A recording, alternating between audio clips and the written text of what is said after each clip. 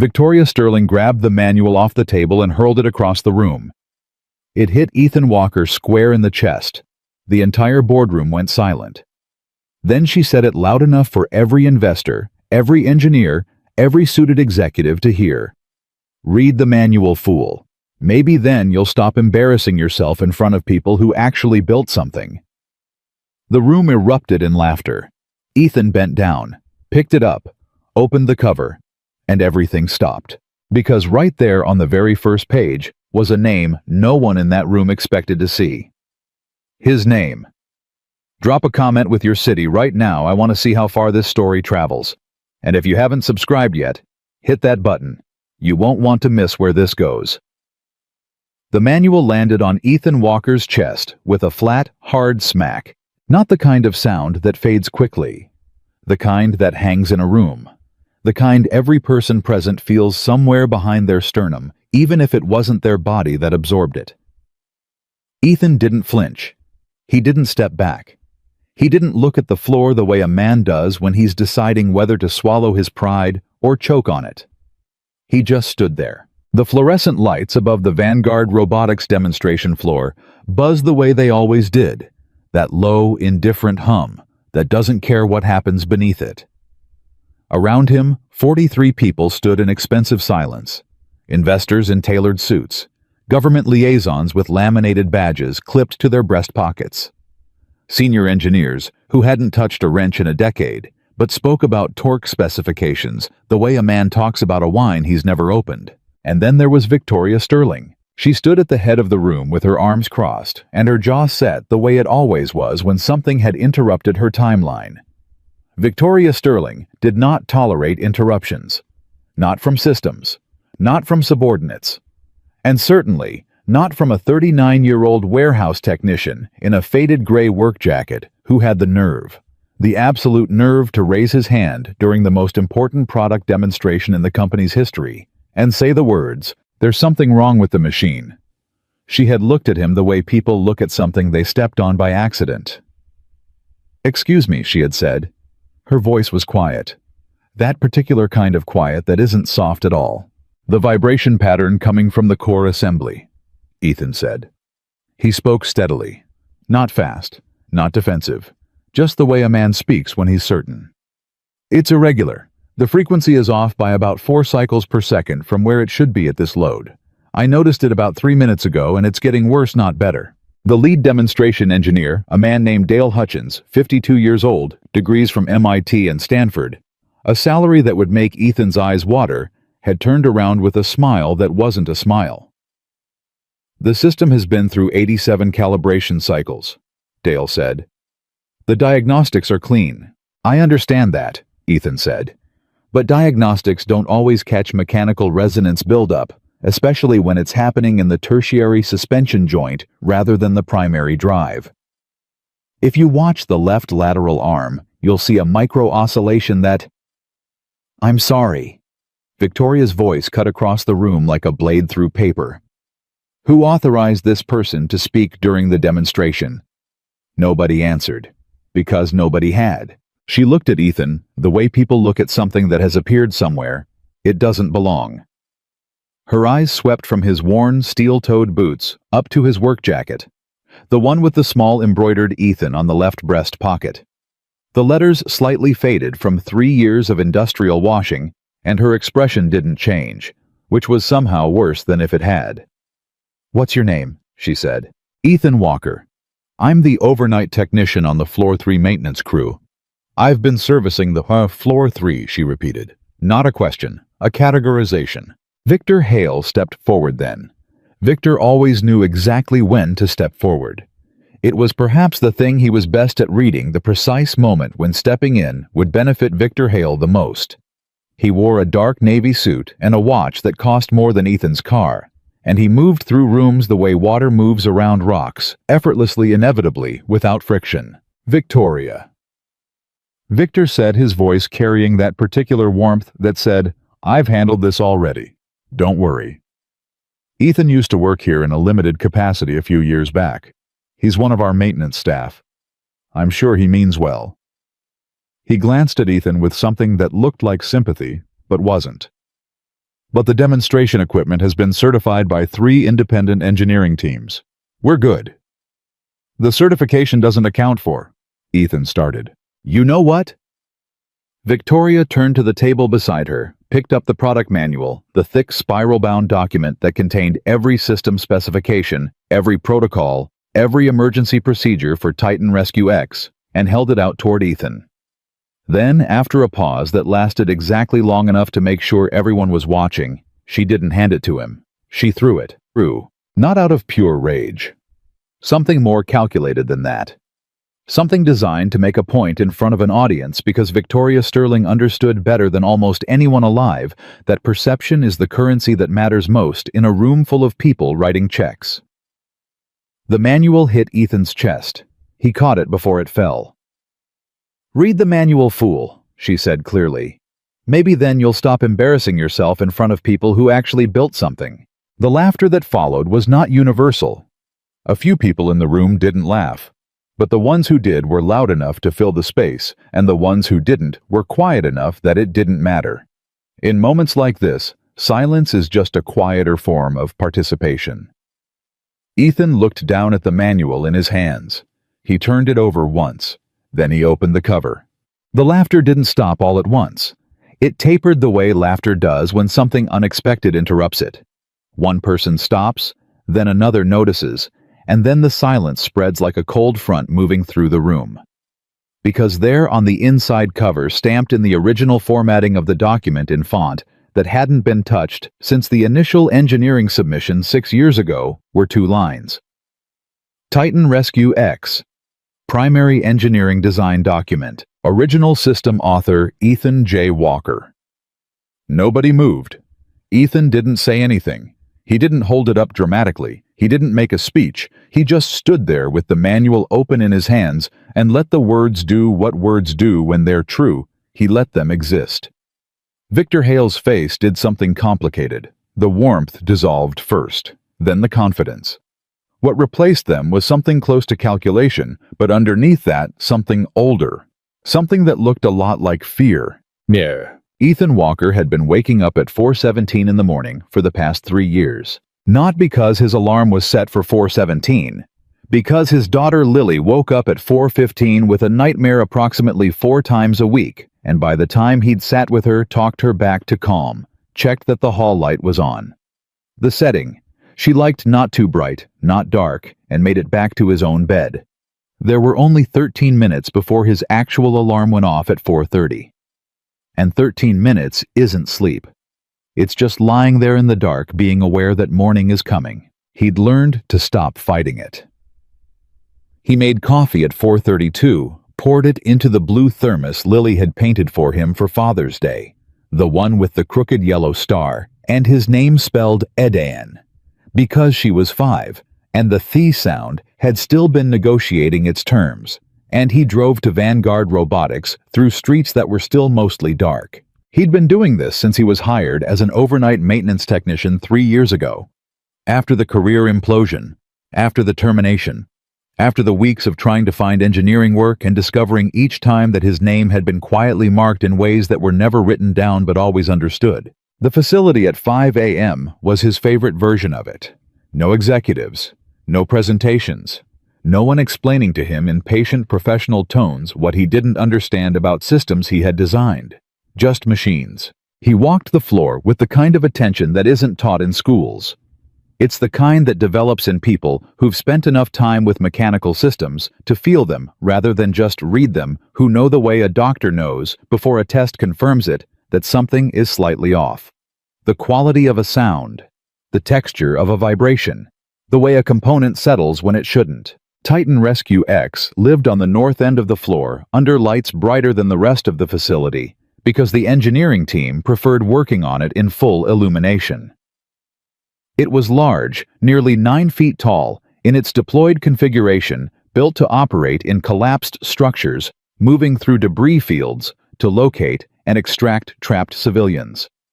The project had consumed billions of dollars and 7 years of development, and in 2 days, it was going to be demonstrated before government procurement officials who had the authority to deploy it nationally. Ethan ran his hand along the left lateral arm housing. He pressed his palm flat against the surface. He stood still. He felt it. It was subtle, barely perceptible, something that wouldn't show up on most diagnostic dashboards because it wasn't in the primary systems. It was in the tertiary suspension joint, a component that connected the lateral extension arm to the main drive column. The vibration there was wrong. Not catastrophically wrong. Not yet. But wrong in the way that things are wrong before they become catastrophically wrong, which is the only time you can actually stop them. He'd written about this in the original design document. The tertiary suspension joint was the system's most sensitive mechanical interface, the place where the arm's movement translated directly to the drive column's load management. Under standard conditions, it was more than adequate. But under emergency deployment loads, the kind of loads Titan Rescue X would experience when actually navigating debris and lifting structural weight, a resonance imbalance in that joint could cascade. He'd included an emergency monitoring protocol for exactly that scenario. He'd also included an override sequence embedded in the control firmware that would allow the operator to execute a controlled shutdown if the resonance reached critical threshold. The engineering team, as far as he could tell from the machine's current configuration, had removed the monitoring protocol, and he was fairly certain they'd overwritten the override. He stood there for a long time. The maintenance shift supervisor, a compact woman named Rosa, who had worked at Vanguard for 11 years and treated Ethan with the particular respect people give to those who are clearly overqualified for their current role without making a production of it, found him standing there when she did her 5:45 walkthrough. "You've been next to that thing for 40 minutes, she said. "There's a vibration in the tertiary suspension joint." Rosa looked at the machine, then at him. "Did you log it?" "I logged it at 5:20, flagged it priority 2. "Who's going to see a priority 2 flag at 5:20 the morning of a major demonstration?" "That's my concern." Rosa was quiet for a moment. "Ethan, you know how this goes. The senior engineers are going to be here at 8. If you flag them directly. I tried that 6 weeks ago when I noticed the early resonance markers. The note got passed to Dale Hutchins. He sent me back a message that said the system had been certified and that maintenance staff should direct engineering observations through the appropriate submission forms." Rosa made the face people make when they know something is wrong and also know that fixing it is going to be someone else's problem. "Put everything in writing," she said finally. "Cover yourself." Ethan nodded. He already had. He'd been hired as a maintenance technician by a supervisor named Glenn, who had processed the application without knowing the name.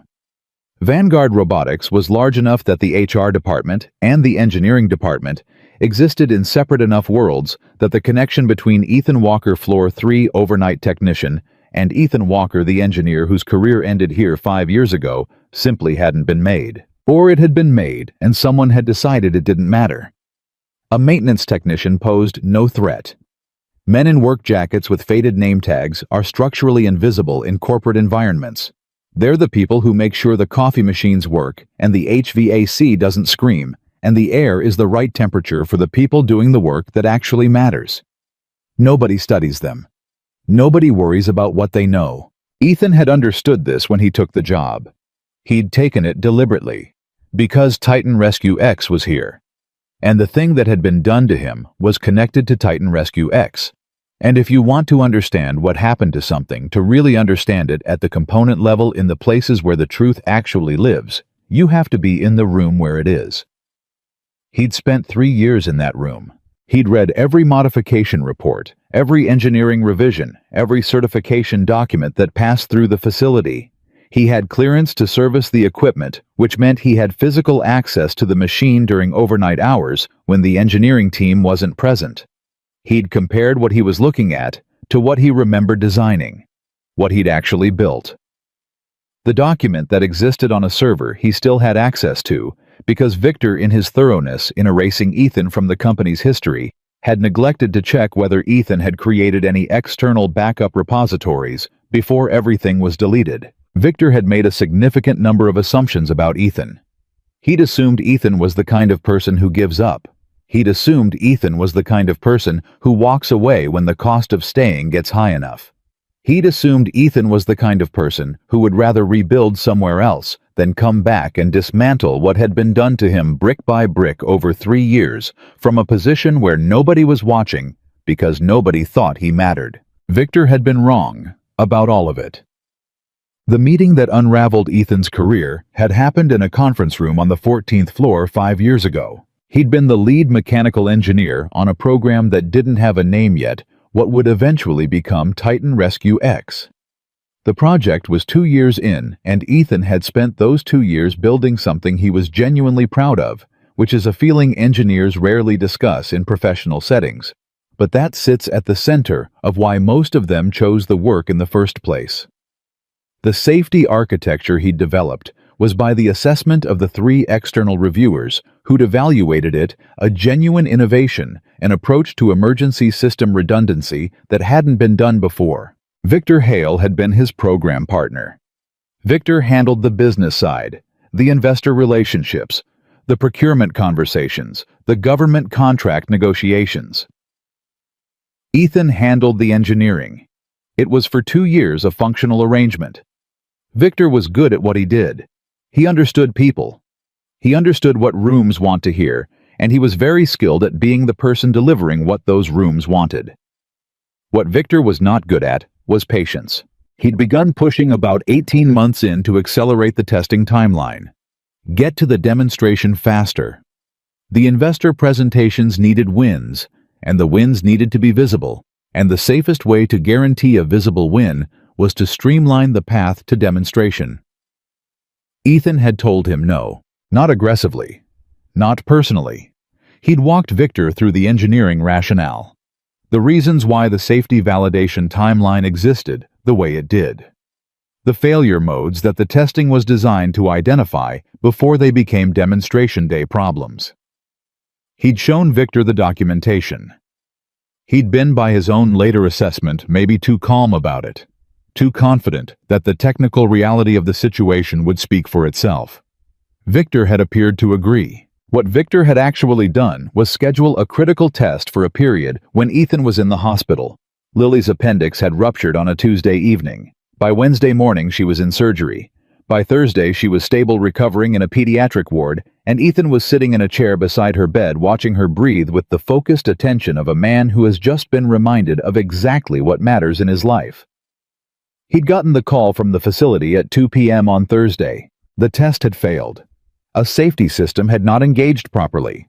The robot had experienced a controlled but significant malfunction. Nobody was hurt, but the failure was real, and it was documented, and someone needed to be accountable for it. Victor had already spoken to Victoria Sterling by the time Ethan's call connected. The narrative was already set. The safety system that failed had been Ethan's design, which was technically true in the same way that a house fire is technically the fault of the wiring if you don't mention that someone removed the circuit breaker. Victor had modified the safety system during Ethan's absence. The modification had caused the failure. The documentation that would have shown this was already in the process of being revised. And Ethan, 3 days out of the hospital, exhausted in a way that goes down to the level of bone, was presented with a termination notice and a non-disclosure agreement. He'd signed the NDA. He'd done that for Lily, because Lily needed to eat and have a roof and sleep in a bed, and the NDA came with a severance package, and a man with a 6-year-old daughter and no job doesn't have the luxury of martyrdom. But he had not signed away the engineering documentation he'd already backed up. He had not signed away the original design files, the test specifications, the system architecture documents, the evidence of what Titan Rescue X actually was and who had actually built it. He'd kept those. He'd kept them for 5 years on an encrypted server, updated and organized and documented with the patient precision of a man who intends to use them exactly when the right moment arrives. The morning of the demonstration, Ethan arrived at 4:30 instead of his usual 5. He'd barely slept. Not because of anxiety, because Lily had had a nightmare at 2 a.m. Something about a dog and a broken fence, the specifics of which she couldn't clearly articulate, but which had required 20 minutes of back rubs, and the yellow nightlight and the particular stuffed rabbit she only wanted when things felt scary. He'd sat with her until her breathing evened out, then made his coffee in the dark kitchen, poured it into the blue thermos with the crooked star, and left a note on the counter for his mother-in-law, who stayed over on days he had early shifts. The note said Lily had a rough night. She might want the rabbit today. Thank you. E. His mother-in-law, Patricia, was the kind of woman who doesn't require explanation. She'd been there from the start of the aftermath, from the weeks when Ethan was trying to hold things together with both hands while the ground moved beneath him. She didn't talk about the past much. Neither did Ethan. They'd built a functional life around the practical requirements of raising Lily well, and they were both in their different ways quietly committed to that project above all others. Ethan walked the floor at 5 a.m. He checked the tertiary suspension joint again. The vibration was measurably worse than it had been the night before. He logged it at priority 1. He pulled up the contact list for the senior engineering team and sent direct messages to Dale Hutchins, to the deputy project director, and after a pause to Victor Hale's office line. He sent them at 5:47 a.m. By 8 a.m., Dale had responded with diagnostics clean. Maintenance staff, please direct non-emergency observations through standard channels. Nobody else responded. The demonstration was at 10 a.m. At 9:15, the executives and investors began arriving. Ethan watched from the floor, where he was technically present to assist with any last-minute technical requirements that the maintenance staff were authorized to handle. He watched Victor Hale work the room. Victor was good at this. The handshakes timed precisely, the eye contact held exactly long enough, the smile that said, "We are all in this together. And together, we are going to do something that matters." He'd seen Victor do this 100 times. The first 50, he'd found it impressive. The next 50, he'd found it instructive. Now he found it something that didn't quite have a word in English, but that sat in the chest like a stone. Victoria Sterling arrived at 9:40. Ethan had met her once briefly years ago, before Victor had engineered his exit. She was different in person than the way people described her. Sharper, but not in the way that means cruel. In the way that means she's always calculating the distance between where she is and where she needs to be, and the calculation never stops. She didn't recognize him. Of course she didn't. He was a maintenance technician. He was furniture that occasionally moved. The demonstration began at 10:02. Dale Hutchins introduced the machine and its capabilities to the assembled group. He was polished and precise, and he moved through the technical specifications with the confidence of someone who has rehearsed exactly this presentation enough times to have stopped feeling them. Titan Rescue X powered up on schedule. Ethan felt it immediately. He was standing near the south observation wall, which put him about 40 feet from the machine, and the vibration was bad enough now that he could feel it through his boots. Not dramatically. Not the way earthquakes feel.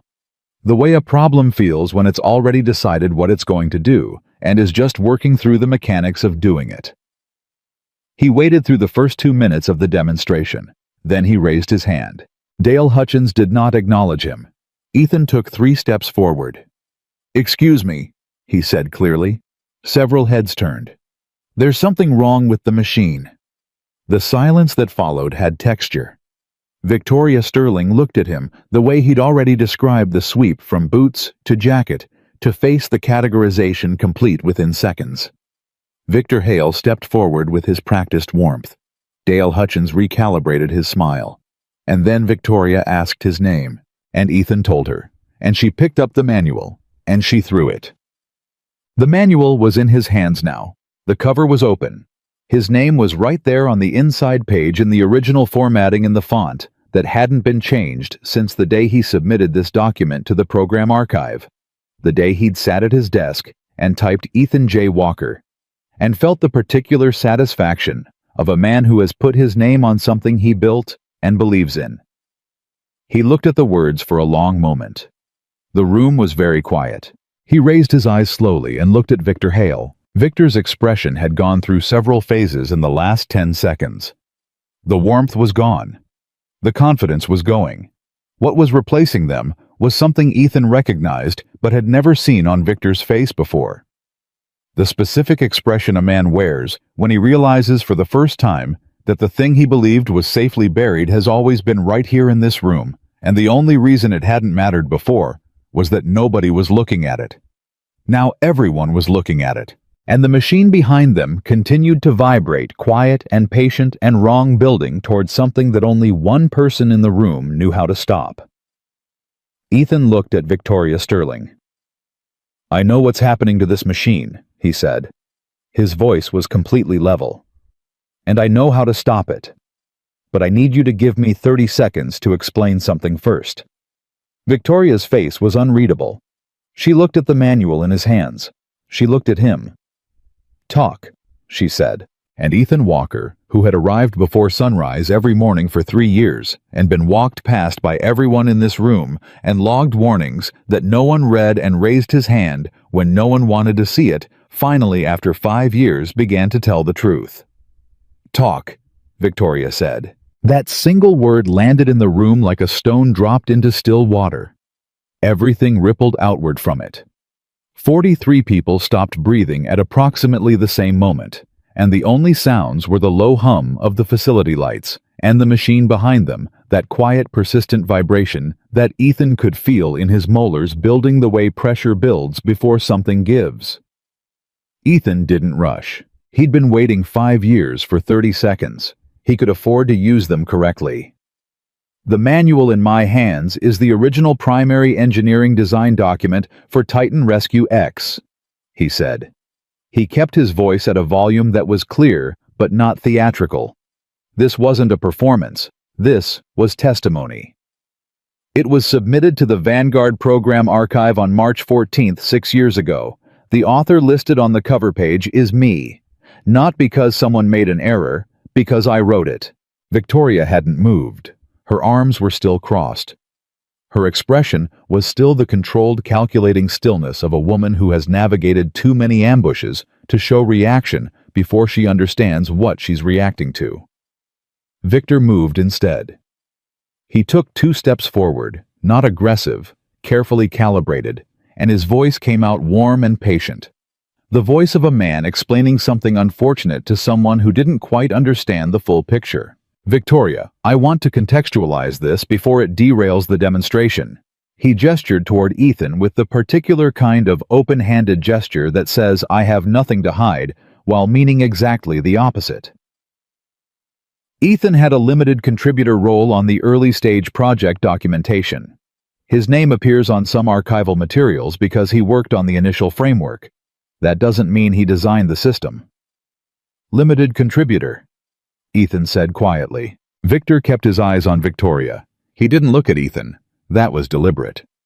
"The system you're looking at represents 7 years of development by an engineering team of 31 people," Victor continued. "The original framework documents, the ones Ethan worked on, were substantially revised, rebuilt, and expanded well beyond anything in those early drafts. Crediting him as the designer would be like crediting the person who poured the foundation for building the house." It was a good line. Ethan could see it landing with some of the people in the room. The investors, especially people who understood frameworks and revisions, who knew that original ideas rarely survive contact with the engineering process intact, who were already composing a reasonable explanation in their heads, because reasonable explanations are more comfortable than complicated ones. "Can I respond to that?" Ethan said. Victoria looked at him. "You have about 20 seconds before I decide how this goes. Use them." "The foundation analogy is accurate," Ethan said.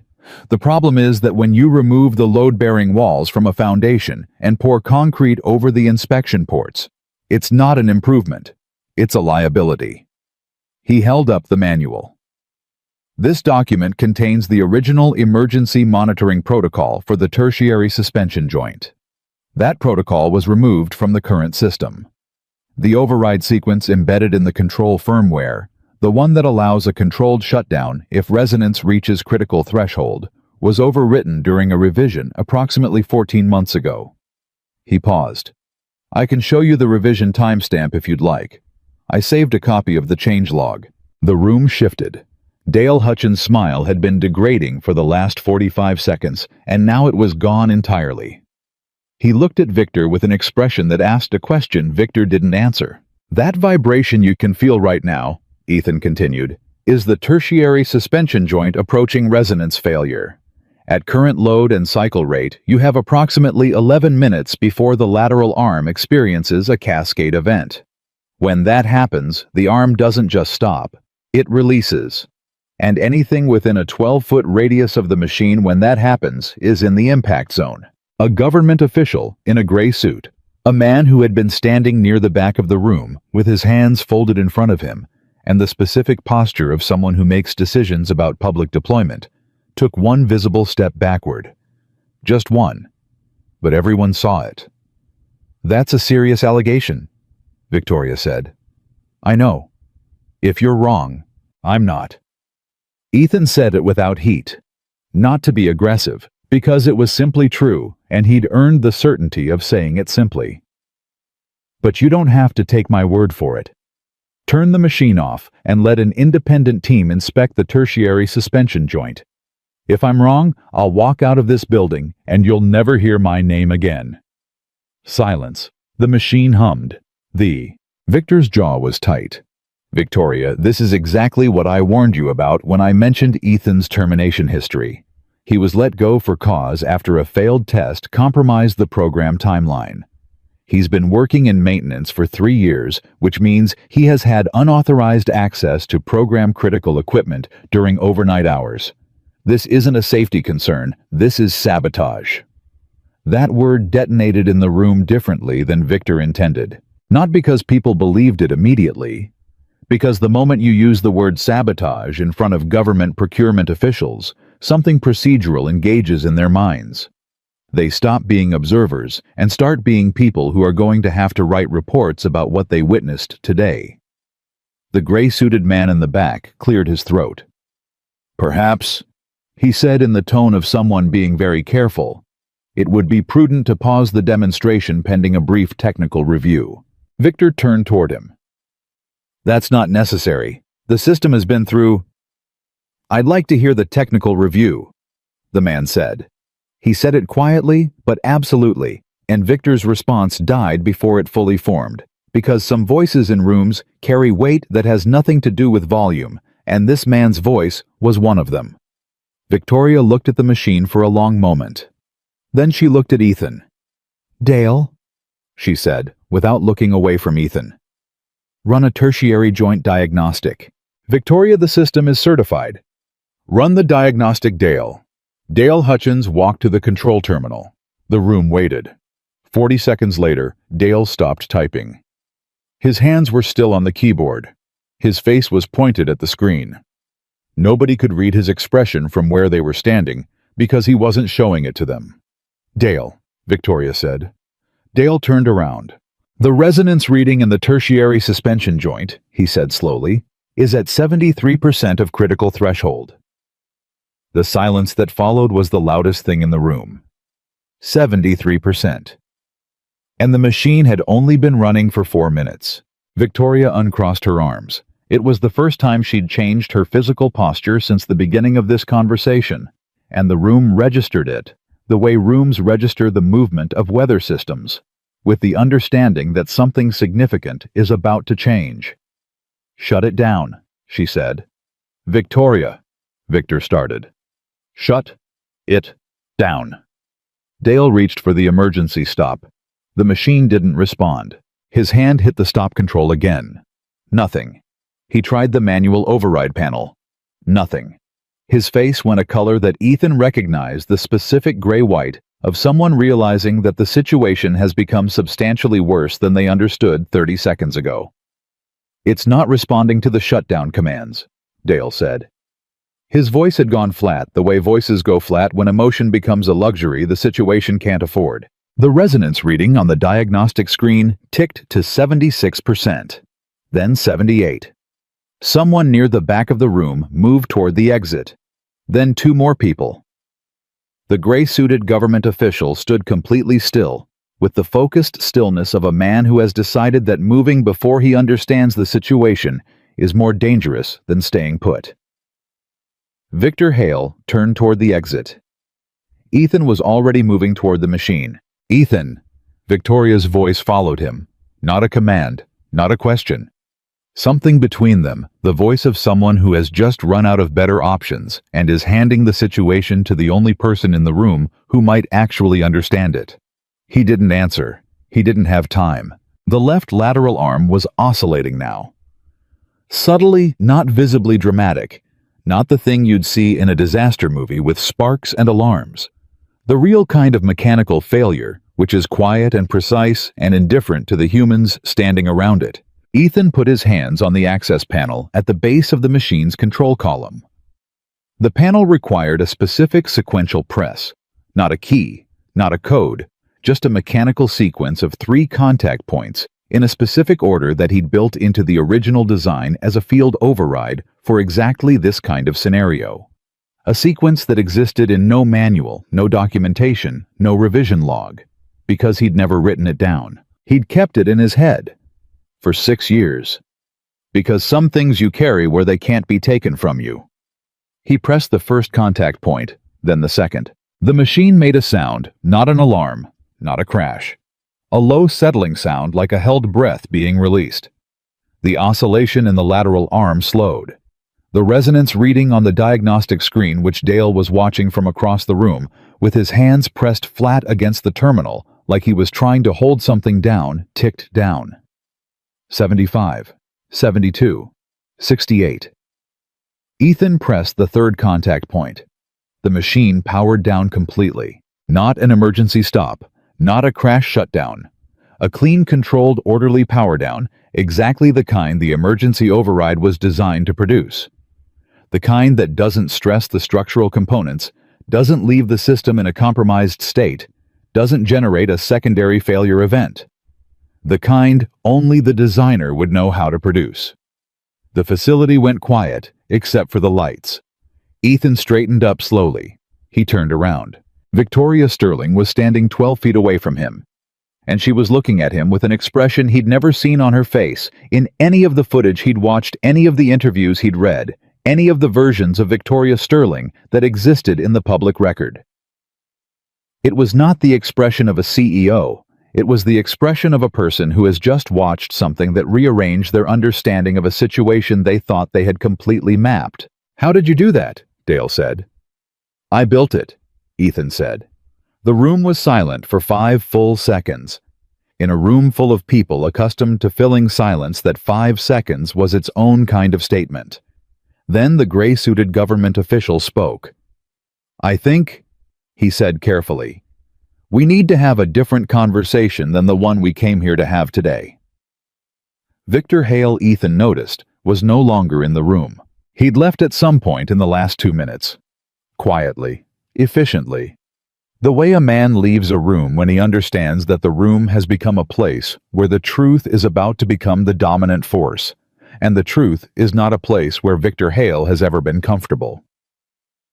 Ethan noticed his absence and said nothing.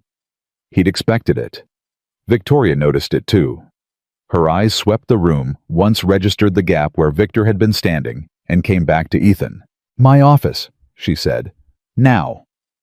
It wasn't a question, but it was Ethan understood something different than the way she'd spoken to him an hour ago. It was the voice of someone who needs information and has identified the person who has it. That was enough. For now, that was enough. He followed her out. Behind them, the diagnostic screen still showed the resonance reading falling steadily. Now, the machine cooling into stillness.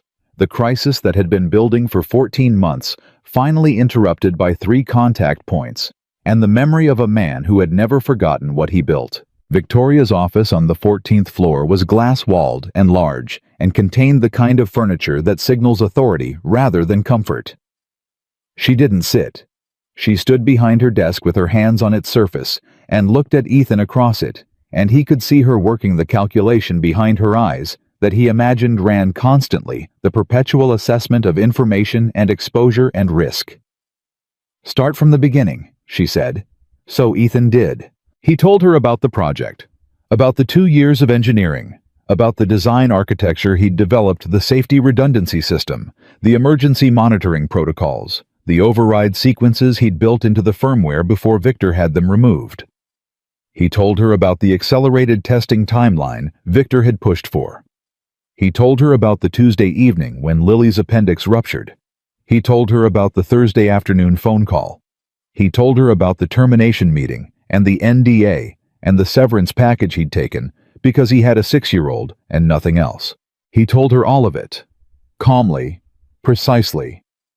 The way an engineer presents findings with sequence and evidence, and without the embellishment that feelings sometimes add when they're allowed to drive the narrative. Victoria listened without interrupting. This surprised him. He'd expected the interruptions, the challenges, the skepticism, the professional distance that executives deploy when they're hearing something that threatens the story they've been operating from. Instead, she was still, and she listened, and her face was doing something he couldn't entirely read.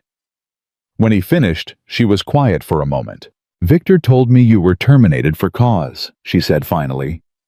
"That you'd made design errors that caused the test failure 5 years ago." "I know what Victor told you?" "He had documentation. I know what documentation he had. I also know what he changed in it and when he changed it."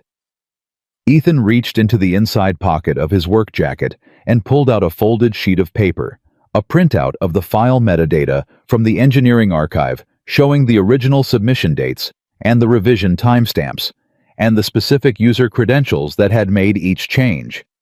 He put it on her desk. She looked at it. She didn't pick it up immediately. She looked at it the way you look at something when you're deciding whether looking at it commits you to something. Then she picked it up. She read it twice. He could tell she read it twice because her eyes went back to the top of the page after reaching the bottom, and the second pass was slower. "These revision timestamps," she said, "show that the critical design documents were altered during the 36-hour period when I was at the hospital with my daughter. Beginning approximately 14 hours after I stopped responding to work communications and ending approximately 6 hours before I received the termination call." Victoria set the paper down. She was quiet again. The calculation behind her eyes was visible now in a way it hadn't been before.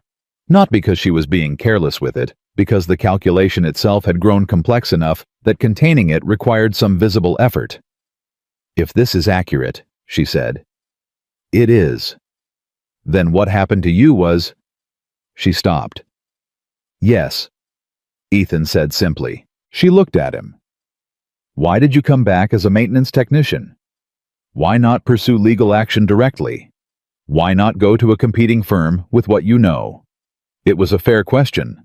It was the obvious question, and he'd been asked a version of it before by Patricia, by the one attorney he'd consulted briefly before deciding that a legal battle would cost more years and more of Lily's childhood than he was willing to spend. "Because the machine wasn't finished yet," Ethan said. "And the thing that was wrong with it wasn't just Victor Hale. The safety architecture that I designed was being built into a system that was going to be deployed in real disasters to rescue real people. If it failed because Victor removed the protocols I put in place, those weren't just engineering errors, they were lives." He paused. "I needed to be close enough to it to stop that from happening." Victoria was very still. "You spent 3 years as a maintenance technician," she said slowly. "Getting up at 4:30 in the morning, servicing equipment, logging warnings that nobody read." "Yes, for that reason. And because Lily needed stability," he said. "A working parent with a consistent schedule is worth more to a kid than a parent fighting a legal battle for 3 years. I made the choice I could make. This was it." The silence that followed had a different quality than the ones before it. Not the silence of calculation. Something more human than that. Then Victoria's phone on her desk lit up. She looked at it. Her jaw tightened almost imperceptibly. "Victor's badge was just used to access the program archive," she said. 3 minutes ago." Ethan stood up immediately. "The backup files," he said. "The original design documents are stored in the physical archive as well as digitally. If he can access the archive, he can destroy the paper trail," Victoria finished. She was already moving. She picked up her desk phone and dialed. "Security. I need 2 people at the program archive on sublevel 2 right now. Nobody leaves that room." She hung up and looked at Ethan. How long? If he's moving fast, he could have the critical documents corrupted or removed in under 4 minutes. She came around the desk. "Then we have 4 minutes," she said. "Move."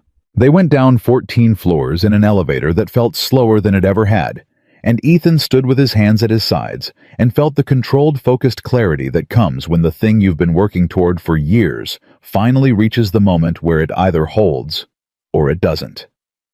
He wasn't afraid. Fear had evacuated the building years ago, replaced by something simpler and harder, the absolute requirement to see this through. The archive was on sublevel 2. The door was heavy and marked with the kind of signage that communicates restricted access to people who don't have clearance and is ignored by people who do. Victor had clearance. The security team arrived in the hallway at the same moment as Victoria and Ethan, which meant the timing was going to be close enough that it depended on what Victor had already done in the 3 minutes since his badge-registered entry. Victoria put her palm to the access reader. The door opened. Victor was standing at the central filing cabinet with a stack of folders in his hands and a paper shredder running beside him. He turned when the door opened, and for one moment, just one, his face showed exactly what it was. Not the warmth, not the confidence, not the practiced ease of a man who knows which version of himself to deploy in which room. Just the raw, exposed face of a man who has been building a house of cards for 5 years and has just watched someone open the door to the room it's in. He recovered fast. Victor always recovered fast. "Victoria," he said, his voice finding its register again almost immediately. "I can explain what this looks like." "Then explain it quickly," she said. "Because what it looks like is a man destroying evidence. These are outdated archive documents. I've been meaning to clear the dead files for months. This is standard." "That's not true," Ethan said. Victor looked at him. And for the first time since they'd been in the same room today, Victor Hale looked at Ethan Walker directly. Not around him, not through him, at him. It had been 5 years since they'd looked at each other directly. Ethan had imagined this moment before. Not often he was too practical to spend significant time on imagined confrontations, but occasionally in the hour before his alarm at 4:30, he'd let himself think about it, what he'd say, what Victor would look like. He hadn't imagined it would be like this. A sub-level archive room with security guards and a running shredder and a stack of folders in the hands of a man who had spent 5 years believing that the thing he'd done was safe, because the person he'd done it to was too quiet to fight back. The files in that stack include the original test certification reports from 6 years ago, Ethan said. He looked at the folders, not at Victor. At the folders because he knew their contents, and the contents were what mattered. They include the modification logs showing what was changed and when. They include the version history of the safety protocols. He looked up. They're the physical copies of everything I already have digitally. Victor's grip on the folders shifted slightly. "Victor," Ethan said quietly, "you don't need to do this." It was a strange thing to say in this moment, and everyone in the room seemed to understand that. It wasn't forgiveness. It wasn't mercy. It was the statement of a man who is so certain of his position that he doesn't require the other person to keep running. "The evidence already exists," Ethan said, "in 3 different locations. The copies in your hands aren't the only ones, and destroying them won't change what we both know is in them." Victor looked at him for a long time.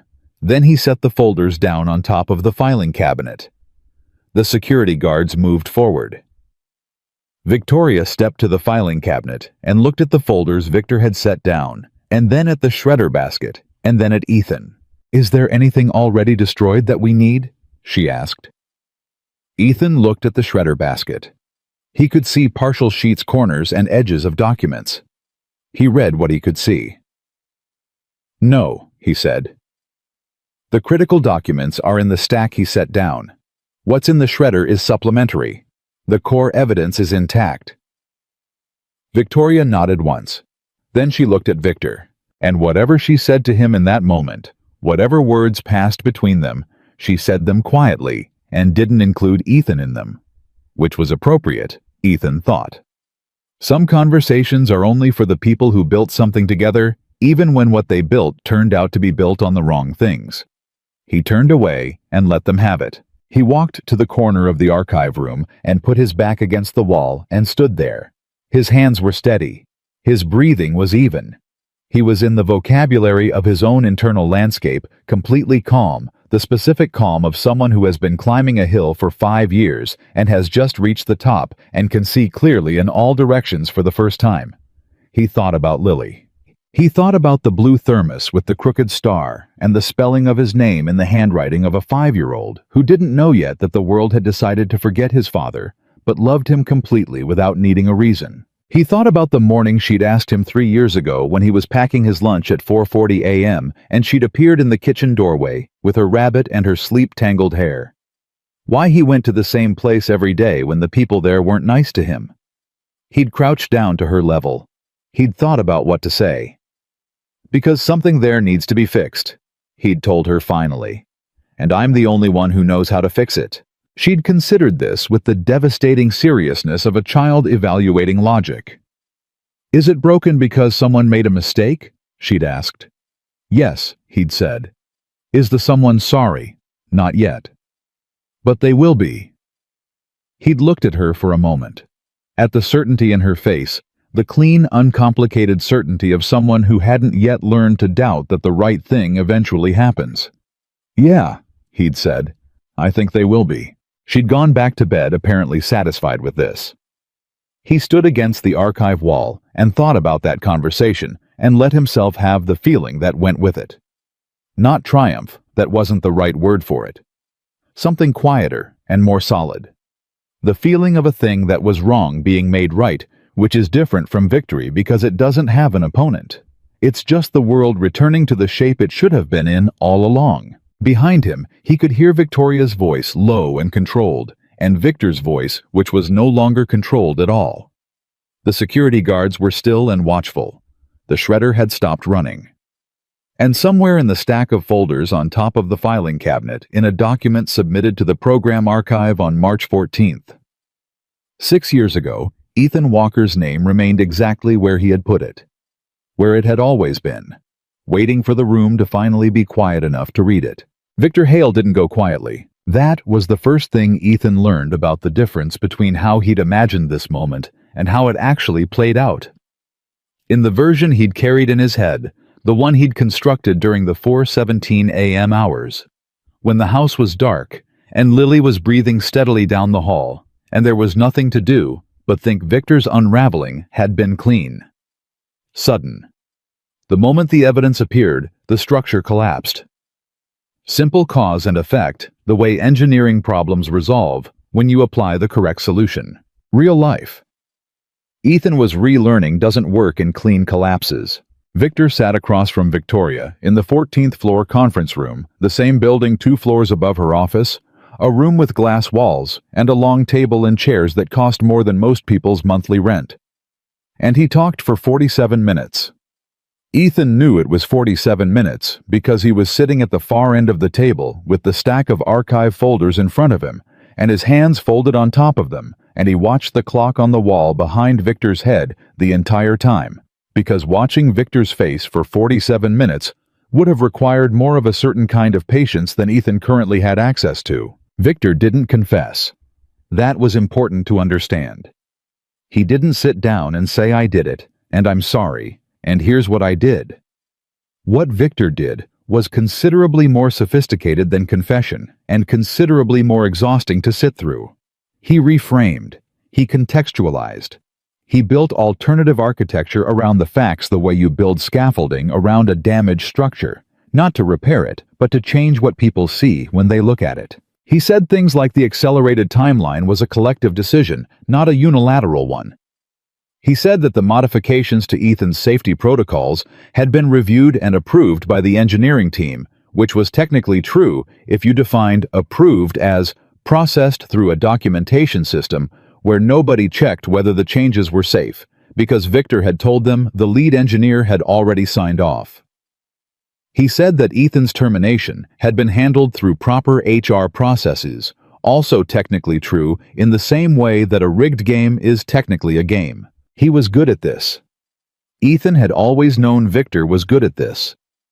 The skill that had made him valuable as a program partner, the ability to shape narrative to read rooms and give them what they needed, was exactly the skill that made him dangerous when he turned it toward self-preservation.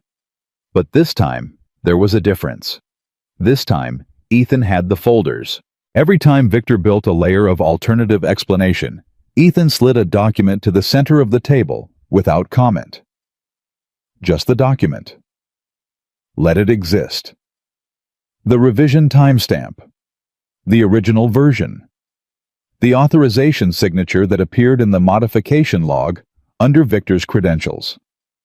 The third time Ethan did this, Victoria held up her hand to stop Victor mid-sentence. She picked up the document.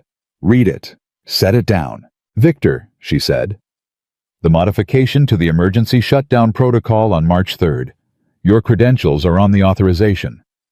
That was a routine system update. It removed the shutdown protocol from the active firmware. The protocol was redundant with the... It was the only shutdown protocol, Ethan said. Silence. It was the only shutdown protocol in the tertiary suspension joint management system, he continued. There was no redundancy to be redundant with. I know because I designed both the protocol and the system it managed. They were not redundant. They were dependent.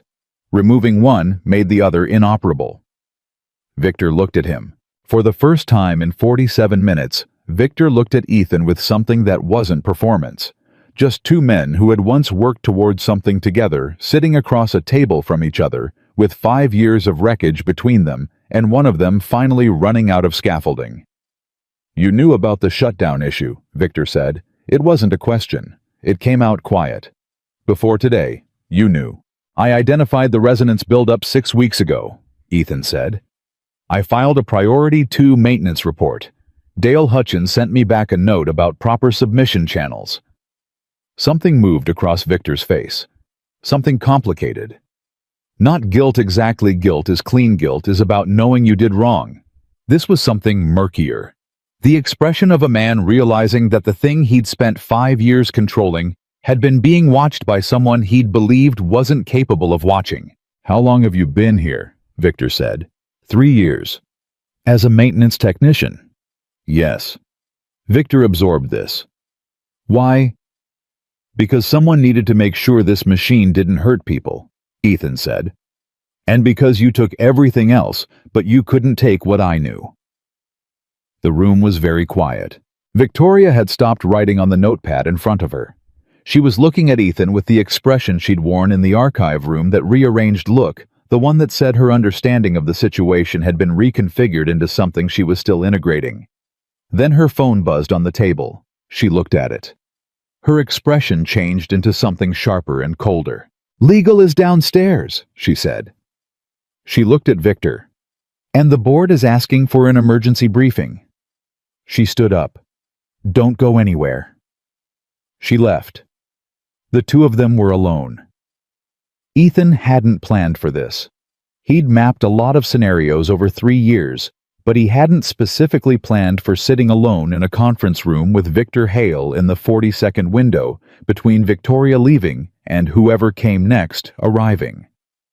Victor was quiet for a moment. Then he said, I thought you'd left. I know. I thought after the NDA. He stopped. Tried again. I thought you'd moved on. I have a daughter, Ethan said. I moved on to her. I didn't move on from this. Victor looked at the table, not at the documents past them, the look of a man staring at something that isn't in the room. I want you to understand something, Victor said slowly. Not as an excuse. I know it's not an excuse, but I want you to understand it. Ethan waited. I worked on this project for 2 years, Victor said. I built the relationships. I got the funding. I sat in rooms with people who had the power to make this thing real, and I convinced them it was worth their money and their time. And then at every presentation, at every investor meeting, every single time someone asked who built this, the answer was a name that wasn't mine. He paused. "I know that's how it should work. I know the person who designs the thing is the person who should get credit for the thing. I know that. But knowing something and living with it are different." Ethan looked at him. "That's what you tell yourself," Ethan said.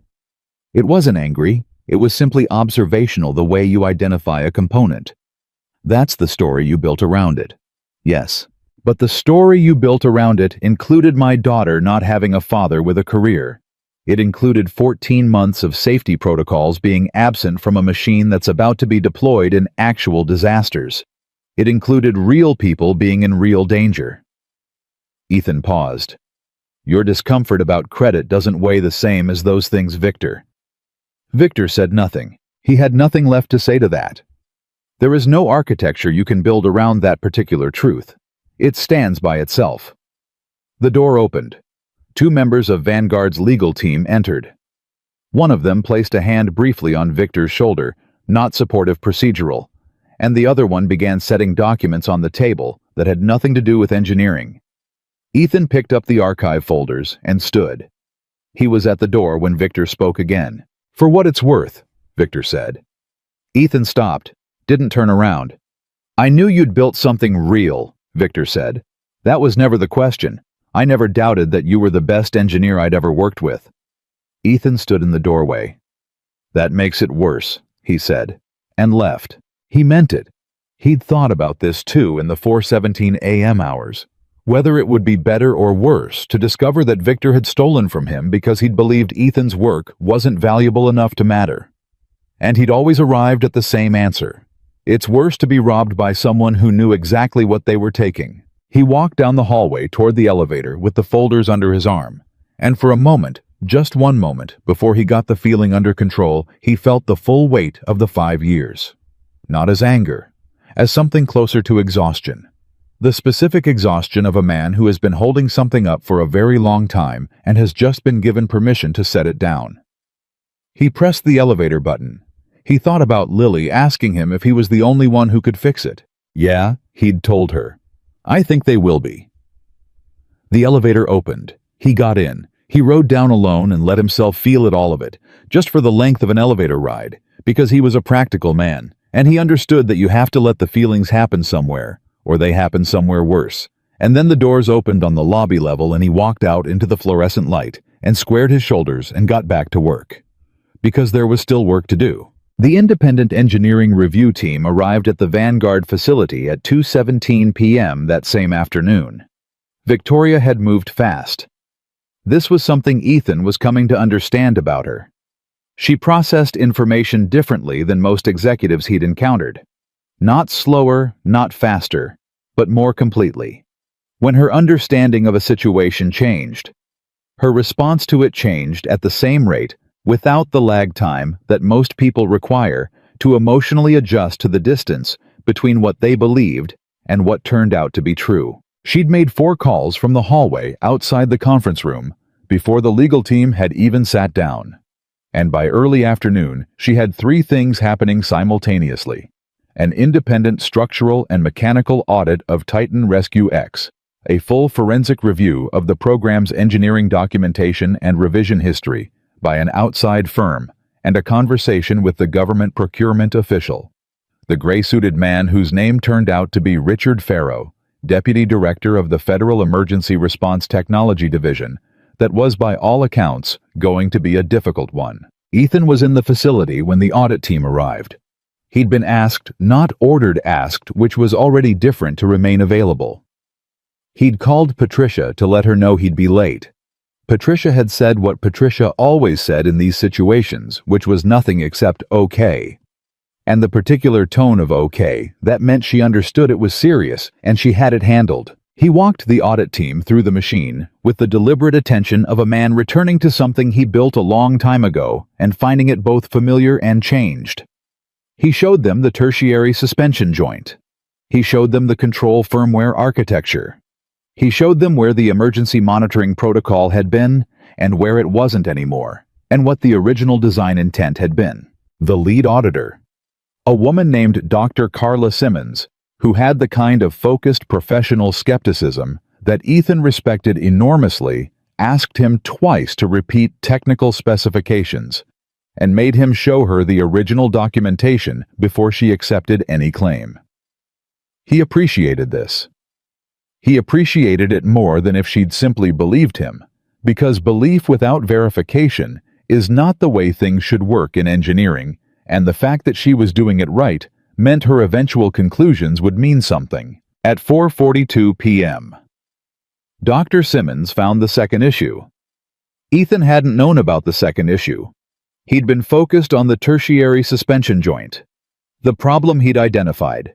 The problem he could document, the problem he'd been watching build for 6 weeks.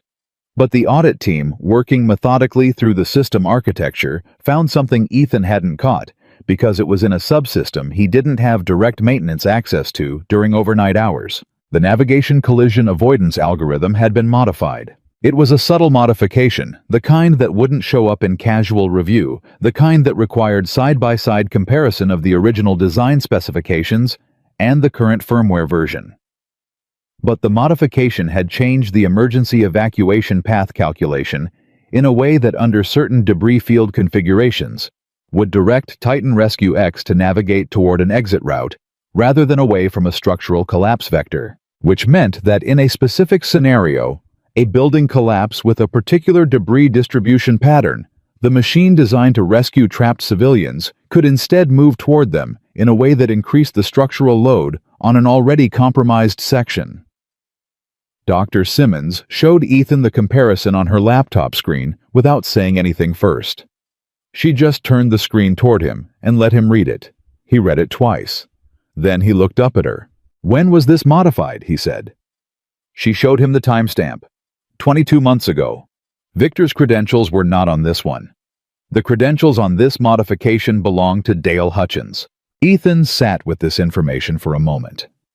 He sorted through its implications with the systematic attention that 5 years of 4:17 a.m. thinking had honed into something close to a reflex. Dale Hutchins. 52 years old, degrees from MIT and Stanford, the man who'd smiled at Ethan on the demonstration floor that morning and told him the diagnostics were clean. "Did Victor know about this modification?" Ethan asked. Dr. Simmons shook her head. "I can't answer that. That's not my area. But the modification happened 22 months ago." "Yes. And the main safety protocol modifications happened 14 months ago." "That's what the documentation shows." Ethan worked the timeline in his head. Victor had been removing safety systems. Dale had been modifying navigation algorithms. 2 people. 2 separate tracks of modification. Both happening under the umbrella of a project that was racing toward a demonstration that was worth billions of dollars. The question that formed in Ethan's mind was not whether these 2 men had coordinated. The question was something quieter and more disturbing. Had they even needed to, or had they each independently made the calculation that cutting corners served the timeline, and the timeline served the demonstration, and the demonstration served the contract, and nothing in the system that surrounded them had been strong enough to stop either of them from making that calculation? He thought about that for a long time. Dr. Simmons gave her preliminary findings to Victoria at 5:30 p.m. in Victoria's office. Ethan was present at Victoria's request. He stood by the window, not sitting, he was too focused to sit, while Dr. Simmons walked through the 2 critical issues, the tertiary suspension joint and the navigation algorithm, with the methodical precision of someone who documents disasters for a living and has learned to deliver bad news without ornamentation. Victoria listened, with her hands flat on the desk, her posture completely still, her face doing the unreadable thing that Ethan was beginning to understand was not blankness, but density, the compression of a lot of processing into a very contained space. When Dr. Simmons finished, Victoria was quiet for 4 seconds. Ethan counted them. "If this machine had been deployed," Victoria said, "in an active disaster scenario, based on what you've found, what's the realistic failure probability?" Dr. Simmons didn't soften it. Under standard rescue deployment conditions, the navigation issue alone carries a high probability of adverse outcome in approximately 30% of structural collapse scenarios. Combined with the suspension joint failure risk under extended load, I would characterize the system as not field deployable in its current state. Victoria closed her eyes. Just for a moment. 2 seconds, maybe 3. Then they opened again, and she was back. "Ethan," she said. "Yes. How long to rebuild the safety architecture to your original design specifications?" He'd already been thinking about it. He'd been thinking about it since the audit team had arrived, the way an engineer thinks about solutions, while the problem is still being fully defined, not because you jump ahead, but because some part of your mind is always already working on what happens next. "The emergency shutdown protocol can be restored in about 72 hours, he said. "The navigation algorithm is more complex. That's 60 to 90 days with the right team working directly from my original design documents.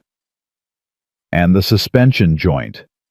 That's a mechanical repair. 7 days, maybe 10. The component itself isn't damaged, just stressed. With proper recalibration and the monitoring protocol back in place, it's structurally sound." Victoria nodded slowly. "What do you need?" "Direct access to the engineering team. No intermediaries. The original design files from my backup archive. And someone with authority to make decisions without a committee." Victoria almost smiled. It wasn't quite a smile, more the movement that precedes one that stops just before completing. "I can manage that last part," she said. Then her phone buzzed. She looked at it, and the almost smile was gone. "Richard Farrow wants a meeting," she said. "Tonight." Ethan understood what that meant. The government official.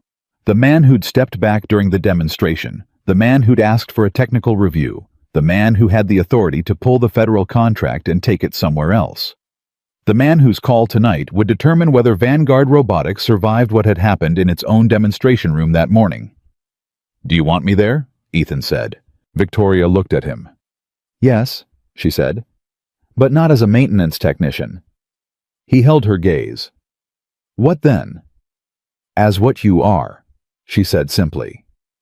The meeting with Richard Farrow happened at 7 p.m. in a smaller conference room, with coffee that nobody drank, and a tension in the room that was the specific tension of a very large amount of money and a very large amount of public trust sitting in the same space together and not being sure they were compatible. Farrow was a deliberate man, not slow deliberate. Every question he asked had been considered before he asked it, and he waited for complete answers before moving to the next one. He didn't perform skepticism. He simply applied it evenly and without personal weight the way a good auditor applies process. He asked Victoria about the safety failures. She answered completely. He asked about Victor Hale's role. She answered that too, and to her credit, and Ethan noted, this filed it. She answered it without minimizing it or building walls around it. She told Farrow what had been done, and by whom, and what the documentation showed, and she did it with the directness of someone who has decided that the truth is the only available currency in this particular transaction. Then Farrow looked at Ethan. "You were the lead engineer on the original design," he said. "Yes. And you've been working here for 3 years as a maintenance technician." "Yes." "Why didn't you go to a regulatory body? The safety violations you identified were in a system that hadn't been deployed yet," Ethan said. "The NDA I signed covered the original termination circumstances, but it didn't cover ongoing safety violations. I understand that now, in retrospect. At the time, I wasn't certain what I could say, and what I couldn't, and I had a daughter to think about." He paused. "I made the decision I could make. I placed myself where I could do the most direct good. I'm not certain it was the right decision. I know it was the decision I made." Farrow studied him. "You saved the machine today." "I stopped the failure today," Ethan said. "Saving it is the next part. And you believe you can do that." "I built it the first time," Ethan said. "Yes, I believe I can." Farrow was quiet for a moment. Then he asked Victoria, "What's the timeline for full safety certification if the system is rebuilt to the original design specifications?"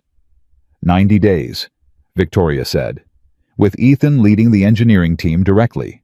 "And in the interim, "The machine is grounded," Victoria said. "Completely. No testing, no demonstrations, no deployment conversations." "That's a significant revenue impact." "I know. The board is going to... The board is going to hear from me tonight," Victoria said.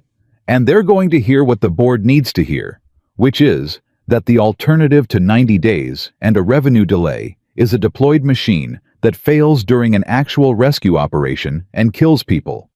Because that's what the alternative is." The room was quiet. Pharaoh looked at Victoria for a long moment. "All right," he said. "Just that. All right." 2 syllables that kept the federal contract alive. Ethan exhaled slowly through his nose so that nobody in the room would see it. On the drive home that night at 9:43, Ethan sat in his car in the parking lot for 4 minutes before starting the engine. Not because he was gathering himself, because he was letting himself feel for the second time that day, the second and last time, because he was going to go home and make dinner and sit with his daughter and be fully present the size of what had happened. Victor was going to face consequences. He didn't know yet what shape those consequences would take, but the legal team was involved, and the documentation was in place, and the structure that had protected Victor for 5 years had been disassembled today from the inside by the one person Victor had believed would never get close enough to do it. The machine was going to be made right. Not quickly, not cheaply, not without the cost of 90 days and the board's fury, and a revenue impact that Victoria was going to have to absorb with both hands. But it was going to be made right. The safety architecture that Ethan had designed was going to be restored, which meant that when Titan Rescue X eventually deployed in real disaster conditions, the people it was supposed to rescue had a real chance of being rescued. Dale Hutchins had been placed on administrative leave pending investigation. Dr. Simmons's team was staying on through the week, and Ethan was going home. He started the car. When he walked through the door at 9:51, Lily was supposed to be asleep. She was not asleep. She was sitting at the kitchen table with her rabbit and a cup of the warm milk Patricia made when Lily couldn't settle, and she looked up when the door opened with the specific alertness of a child who has been waiting. "You're late," she said. "I know." He sat down across from her. "Couldn't be helped." "Grandma said something happened at work." "Something did." She studied him with the unnerving perceptiveness that she'd had since she was about 3, and that Ethan had never fully gotten used to. Good something or bad something. He thought about Victor's face in the archive room. He thought about Dr. Simmons turning her laptop screen toward him. He thought about Pharaoh saying all right. He thought about Victoria saying, "as what you are." "Both," he said honestly. "But it's going to be okay." Lily considered this. "Did you fix the thing that was broken?" she asked. He looked at her. At the rabbit in the crook of her arm, and the warm milk, and the kitchen table, where they'd had 10,000 meals together, the dinners he'd made at the end of long shifts, and the breakfasts before early mornings, and every ordinary shared moment that had been the actual substance of the last 5 years while everything else was happening. "Started to," he said. "There's still more to do." She nodded, apparently satisfied with this. "Okay," she said. "Grandma left your dinner in the oven." She climbed down from the table and headed toward the hallway, then stopped and looked back at him with her hand on the wall. "Dad?" she said. "Yeah. I'm glad it's the good kind of both." She disappeared down the hall. He sat alone in the kitchen for a moment, with his hands on the table, and let himself have the full feeling of that his daughter in her pajamas in the house they'd held on to through 5 difficult years, telling him she was glad. Then he got up and took his dinner out of the oven and ate it, and washed his plate, and set his alarm for 4:30 and went to bed. Tomorrow, there was work to do. There was always still work to do, and for the first time in 5 years that felt like something other than a burden. The alarm went off at 4:30 the next morning, same as always. Ethan reached over and silenced it in the dark. He lay still for exactly 30 seconds, not because he needed the time to wake up, but because he'd developed the habit years ago of using those 30 seconds to locate himself. To take inventory of where things stood before the day started moving. It was an engineering instinct applied to living before you work on a system. Understand its current state. Current state. Victor Hale had been removed from the building the previous evening by security, with legal counsel present pending formal proceedings. Dale Hutchins remained on administrative leave. Dr. Simmons's audit team was scheduled to resume at 8. Victoria had called an emergency board meeting for 7 a.m., which meant she was either already awake or hadn't slept at all. The federal contract was still alive conditionally. And Ethan Walker, who had been an overnight maintenance technician for 3 years, was scheduled to meet with the head of the engineering division at 9 to begin the rebuild process. He got up, made coffee, poured it into the blue thermos. The house was quiet. Lily was sleeping. Patricia had stayed over again without being asked, which was her way of communicating that she understood something significant was happening without requiring the details. He left a note on the counter. All good. Big day. Thank you. E. He drove to Vanguard in the dark. The difference between this morning and every other morning for 3 years was not something Ethan could have named precisely, but he felt it in the way you feel a change in air pressure, not dramatically, not as a sudden shift, but as a settled awareness that the atmosphere around you has reorganized itself into something different. The parking lot was the same. The security checkpoint was the same. The fluorescent lights in the lobby hummed at the same frequency they always had.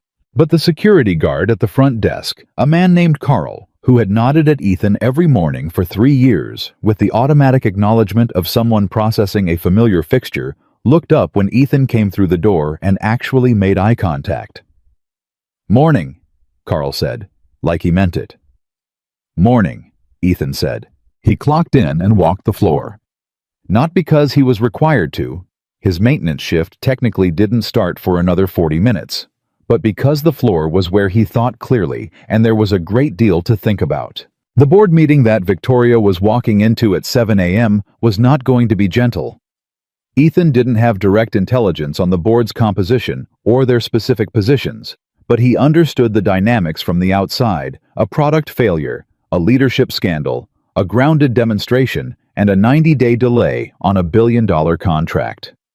That was the kind of morning that made board members reconsider everything, including the CEO, who had been standing at the front of the room when it happened. He wondered if Victoria understood the risk she was taking. Then he thought about how she'd handled Richard Farrow the previous evening, and he decided she understood it completely. At 6:47 a.m., his phone buzzed. He pulled it out. A text from an unknown number.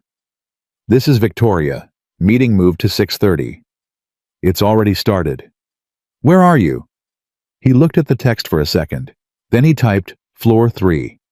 Be there in 4 minutes." He took the elevator up. The board meeting was happening in the main executive conference room on the 16th floor. A room Ethan had never been in before, had passed on the floor plan when servicing HVAC components in the adjacent utility corridor, had understood the theoretical existence of, but never occupied. He knocked twice and opened the door when Victoria's voice said, "Come in."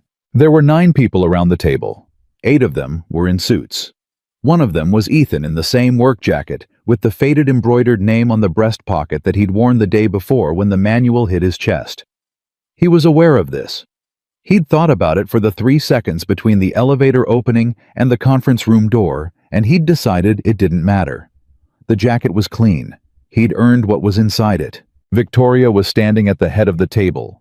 She looked like she'd had about 3 hours of sleep and had converted all of them into a form of focused energy that most people couldn't generate even fully rested. She gestured toward an empty chair to her right without preamble. "Ethan Walker," she said to the room. "Most of you have now read the preliminary incident report from yesterday. Ethan is the original design engineer for Titan Rescue X. He's going to answer questions about the rebuild plan." A board member at the far end of the table, a heavy-set man named Gerald Marsh, whose name Ethan had seen on documents before one of the company's founding investors, leaned forward. "Let me make sure I understand the situation," Gerald said. His voice was the voice of a man who has spent 40 years using his voice to make rooms smaller. "We have a billion-dollar product demonstration that failed yesterday in front of federal procurement officials.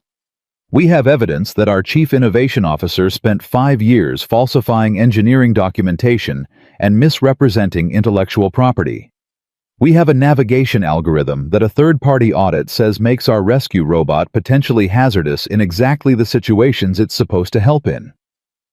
And the person who caught all of this," he looked at Ethan, "was working the overnight shift." "Yes," Victoria said. "And our response to this situation is to put the overnight shift worker in charge of fixing it." "He designed the system," Victoria said. "He identified the failures. He executed the emergency shutdown yesterday with a sequence that exists in no documentation anywhere because he kept it in his head. He is the most qualified person in this building to lead the rebuild." Gerald looked at Ethan. "How do I know you can actually do what she's describing?" Ethan met his gaze. "You don't. Not yet. That's what the 90 days is for." Gerald blinked. He'd been expecting either deference or oversell and got neither. Another board member, a woman named Sandra Okafor, whose expression throughout this exchange had been unreadable in a way that suggested she was listening more carefully than anyone else in the room, spoke for the first time. "What's the failure scenario if we don't do the rebuild and try to push the current system through certification?" "Titan Rescue X gets deployed," Ethan said. "It operates normally under standard conditions for some period of time. Then it encounters a specific debris field configuration in an actual structural collapse, a real building with real people inside, and the navigation algorithm sends it the wrong direction. At which point you have a 9-foot rescue robot adding weight to an already compromised structure, and the people it was supposed to help are now in a worse situation than before it arrived." The room was very quiet. "The probability of that scenario," Sandra said, "Dr. Simmons' team assessed it at 30% under field deployment conditions," Ethan said. "That's not the probability of a rare failure. That's nearly 1 in 3. Gerald had stopped leaning forward. He was sitting back now, with the particular posture of a man whose objections have encountered something they can't move. The board authorized the rebuild at 7:34 a.m. It wasn't unanimous. Gerald voted against it, not because he believed the rebuild was wrong, but because he wanted something on record that said he'd ask the harder questions. Ethan understood this. It was the same impulse that makes engineers include skeptical annotations in their own design documents, not because they doubt the design, but because the doubt is part of what makes the record complete. He walked out of that board meeting with authorization to lead a 31-person engineering team in rebuilding the safety architecture of the most important project in Vanguard's history, with a 90-day timeline and a federal contract that could evaporate if the timeline slipped. He stood in the hallway outside the conference room and took a breath. Then he went to find the engineering team. The engineering team received him the way people receive a significant change in weather, some with adjustment, some with resistance, some with the particular wariness of people who have been working in a specific way for a long time and are being asked to work differently. He understood this. He'd spent enough time around engineers to know that skepticism directed at new leadership is not personal and is in fact professionally appropriate. You don't trust a system because someone tells you to trust it. You trust it after it demonstrates that it works. He didn't make a speech. He didn't give a vision statement. He set up a whiteboard in the main engineering bay at 9 a.m., drew the original architecture of the safety system from memory, every component, every connection, every dependency, and started asking questions. Not rhetorical questions. Actual questions. What changed in month 14 and why? Who made the call to modify the tertiary joint management? What was the engineering rationale documented for the navigation algorithm? Revision. Some of the answers were defensive. Some of them were confused. A few of the engineers in the room had genuinely not known the extent of what had been modified, and their responses had the quality of people being shown something about their own work that they hadn't seen before, which is its own specific kind of uncomfortable. One engineer, a young woman named Priya, 3 years out of Georgia Tech, who had been on the team for 18 months, put her hand up about 20 minutes in. "The navigation modification," she said carefully. "I flagged it when it was implemented. I sent a note to Dale saying the change didn't align with the original design parameters." Ethan looked at her. "What did Dale say?" "He said the original parameters were outdated and the revision had been approved at the senior level." "Did you follow up?" She looked at her hands. "Once. He said it again. I let it go." She paused. "I shouldn't have." Ethan held her gaze for a moment. "No, you shouldn't have." He said it without judgment and without softening. Because it was true, and she knew it was true. And the most respectful thing you can do for someone who knows they made an error is to confirm it clearly and then keep moving. What matters now is that you caught it initially, you documented it, and that documentation is part of what Dr. Simmons' team found yesterday.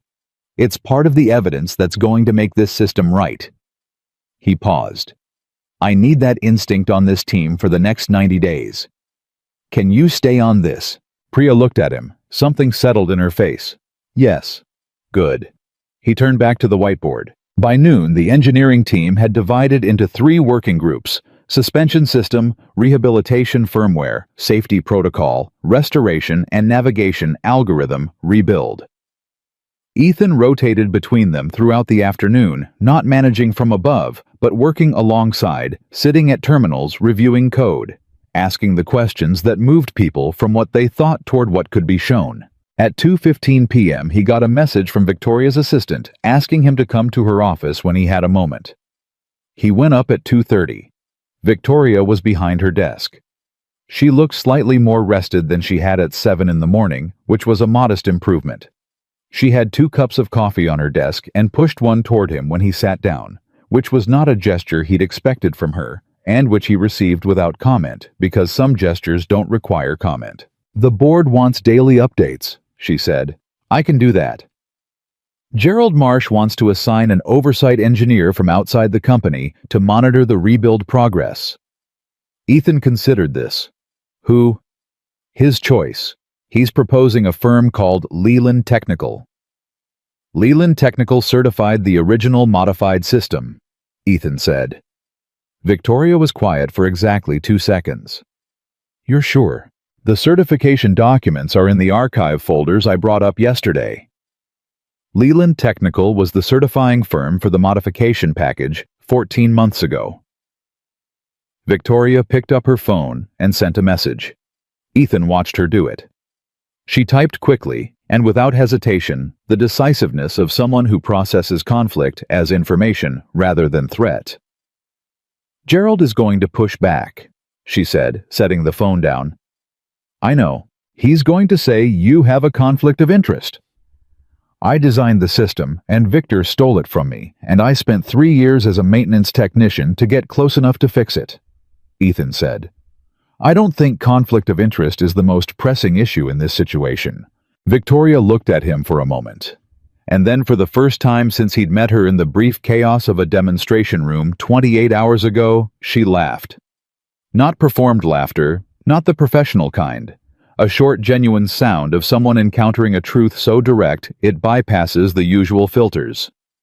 "Fair point," she said. The laughter faded, and something else came into her expression. Something he hadn't seen on her face before. Not calculation, not authority, not the controlled uncertainty of a leader navigating a crisis. Something more direct than any of those. "I owe you an apology," she said. Ethan didn't say anything. Not just for what happened yesterday. For the culture that allowed what happened to you to happen at all. She was precise with her words, the way she was precise with everything. "I have spent 15 years building this company on the principle that results are what matter, and the people who produce the results are the assets worth protecting. I believe that's what I was doing." She paused. "Yesterday made me understand that I was protecting results and calling it protecting people. Those aren't the same thing." Ethan held his coffee cup and looked at her. He'd spent a fair amount of time over the years thinking about what he would feel in this moment if this moment ever came. He'd expected something cleaner than what he actually felt, which was not triumph or vindication, but something more complicated.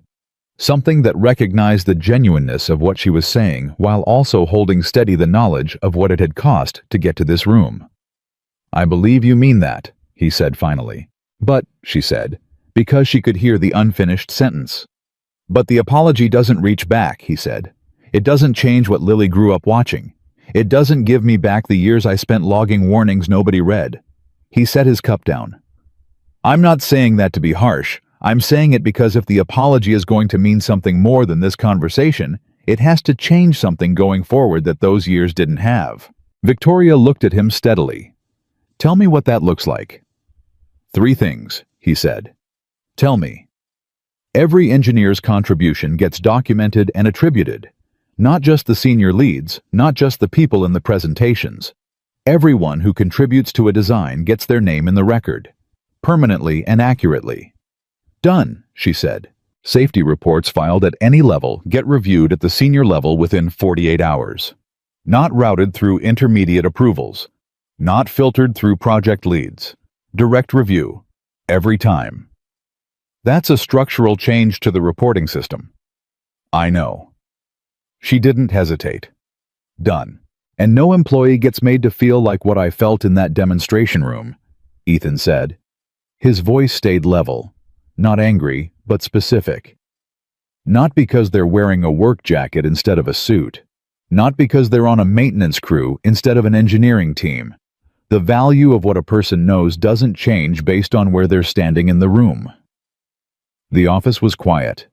Victoria looked at him for a long time. "That last one is harder than a policy change," she said. "I know. You can't write a memo that changes how people see each other." "No," he agreed. "But you can change what happens when the person in the work jacket is right and the person in the suit is wrong. You can change whose voice gets taken seriously in what room. You can change the feedback that the organization gives to people about whether their knowledge matters." He paused. "The culture follows the decisions. Make the decisions differently, and eventually the culture follows." She was quiet for another moment. "All 3, she said. "I'll make it happen." "Then I accept the apology," he said. Victoria nodded, and for a moment they sat with that 2 people on opposite ends of something that had cost a great deal to traverse, finding the ground on the other side. Then her phone buzzed again, and the moment ended the way most significant moments in professional life end, not with music or cinematography, but with the next thing that needs handling. She looked at her phone. "Gerald has accepted Dr. Simmons' firm as the independent oversight instead of Leland." "Good. He's also asking that you present the rebuild timeline to the full board on Friday." "I'll be ready." She looked up. "You'll need to present it differently than you presented things to me." "Different how?" "Gerald Marsh has been in rooms where engineers present technical plans for 40 years, she said. "He speaks that language. But the other 6 board members are investors and business strategists. They need to understand what they're authorizing in terms of risk and outcome, not component architecture." Ethan considered this. "You're telling me to tell the story, not just the specifications." "I'm telling you to tell the story and the specifications, in that order." He stood up. "I can do that." He was at the door when she said his name. He turned. "For what it's worth," she said, and something about the phrase snagged in his memory, because Victor had said the same 4 words the day before in the conference room, before saying something that had landed the wrong way. "I've been in rooms with a lot of engineers over 15 years. I've heard a lot of people talk about systems they built." He waited. "I've never heard anyone talk about a machine the way you do," she said. "Like it's something you're responsible for. Not in a liability sense, in the way you talk about someone you care about." Ethan thought about standing on the demonstration floor at 5 in the morning with his hand flat against the lateral arm housing, feeling the vibration that nobody else was feeling. He thought about 6 years of a design living in his head, the way things live in your head when you built them from the ground up, when you understood every component, and every connection, and every place where it could fail, and every way you tried to make sure it wouldn't. "I spent 2 years building it," he said. Then 5 years making sure it survived what was done to it. He paused. I guess that becomes something. She held his gaze. Yes, she said. It does. He left. The next 72 hours were the most focused work of Ethan's professional life. Not the hardest. The hardest had been the first weeks after the termination, holding everything together with both hands while the ground moved. Not the most painful, but the most focused. The way work gets focused when the purpose behind it has been made completely clear, and the obstacles have been removed, and what's left is just the thing itself, the problem and the solution, and the people working toward it. He was on the floor by 5 every morning. He worked with each team in rotation, spending time where it was needed, pulling back when people were moving well on their own, and inserting himself when something wasn't resolving. He ate at his desk and answered questions by text at midnight, and was back on the floor by 5 and did it again. On the second evening, Priya stopped him in the hallway outside the engineering bay at 7 p.m. with a look on her face that he'd learned to recognize in the last 2 days as her version of controlled urgency. The firmware restoration, she said. I found something in the original code. He stopped. Show me. She led him back to her terminal and pulled up a comparison view. The original firmware from his backup archive on the left, the current system on the right. She pointed to a section in the emergency management subroutine. This block, she said. In the original, it runs a 3-stage verification before the shutdown command executes. Checks the resonance reading, confirms the command source is authorized, then initiates the controlled power down sequence in stages. She highlighted a section in the current version. In the modified firmware, the 3-stage verification is replaced with a single command check, faster, simpler. And the problem with that, Ethan said, if you get a false command signal, electromagnetic interference, a sensor, misread a communication error during field operation, the original 3-stage would catch it. The modified single check won't. You could get an unintended shutdown in the middle of an active rescue. Ethan stared at the screen. So the modification that was supposed to speed up the system, he said slowly, also made it possible for the machine to shut down on its own during a rescue operation. Yes. Victor removed the safety protocol that prevented resonance failure, he said, and whoever modified the firmware made it possible for the machine to fail in a completely different way that nobody was looking at, Priya finished. They looked at each other. How long has this been in the firmware? Ethan said. Priya checked the timestamp. 27 months. And Dale's navigation modification was 22 months ago. Yes. So the firmware was changed first, Ethan said, and then the navigation was changed, and then Victor's protocol removal was 14 months ago. He sat back. 3 separate modifications, 3 separate people or authorization chains, all making the system less safe, all at different times, none of them apparently aware of what the others were doing. Priya was quiet. It wasn't a conspiracy, she said slowly. It was just everyone cutting corners on their piece, Ethan said, not knowing or not caring how the pieces connected, because nobody was looking at the whole system. He paused. Because the person who understood the whole system was working the overnight maintenance shift. The weight of that sat in the room. He thought about what he'd told Victoria in her office. The culture follows the decisions. But the culture had also produced a project where 3 different people had each made the calculation that their modification was small enough to not matter in an organization that had decided the timeline mattered more than the questions, which meant nobody was asking the questions that would have caught any of it. Not one failure, 3 parallel failures, operating simultaneously, in a machine designed to save lives. Add it to the firmware restoration scope, Ethan said, and document everything when it was found, what it means, why the original 3-stage verification matters. I want the audit trail to be complete. Should I tell Victoria? I'll tell Victoria, he said. Tonight. He called her at 8:30. She answered on the second ring, which told him she was still working. He walked her through what Priya had found. Victoria listened without interrupting. She'd gotten better at this over the last 2 days, Or maybe he was just better at reading the quality of her silence, which had turned out to be substantial and various. When he finished, she was quiet for a moment. 3 separate failure points, she said. Compounding, yes. And none of them were connected to each other's decisions. That's what the timestamps suggest. She exhaled, not a visible exhale, an audible one. The sound of someone integrating something that is worse than what they thought. How does that happen? How do 3 separate people each make a decision that makes the system less safe and nobody? She stopped.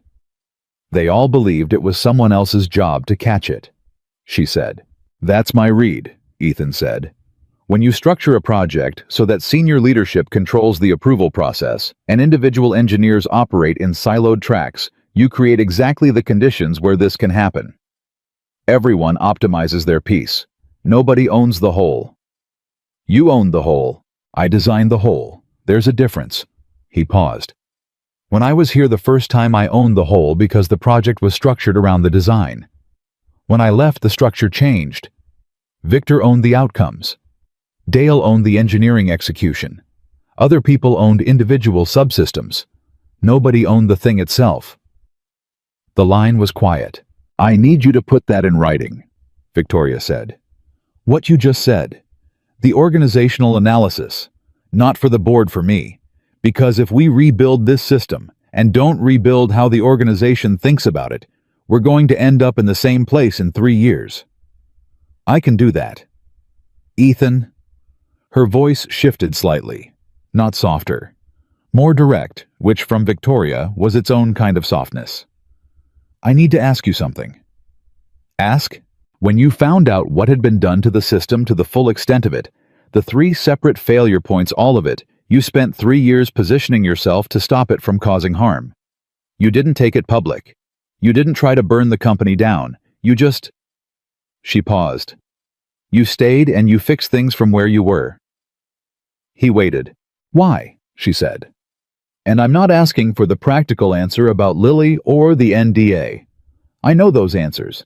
I'm asking what made you decide that the machine was worth saving, that we were worth saving. He sat with the question for a moment. It was a genuine question. He could hear that.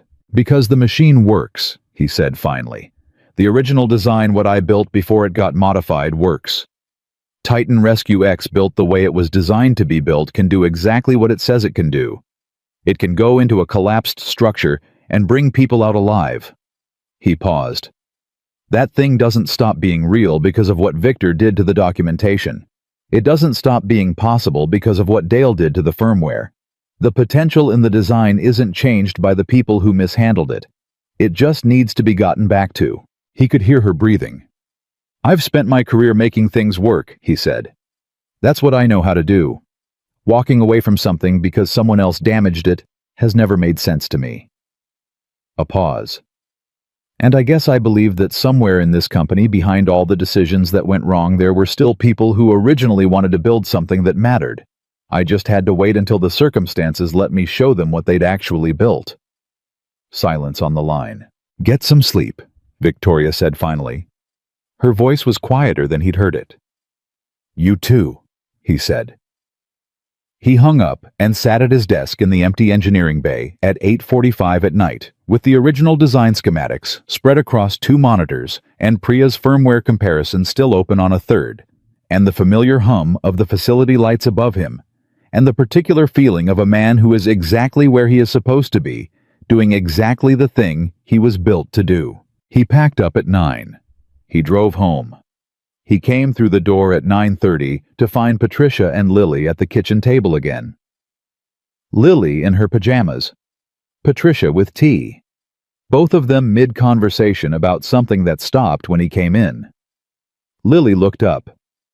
You look tired, she said. I am, he said. But okay, tired, she said. It wasn't a question. He looked at his daughter.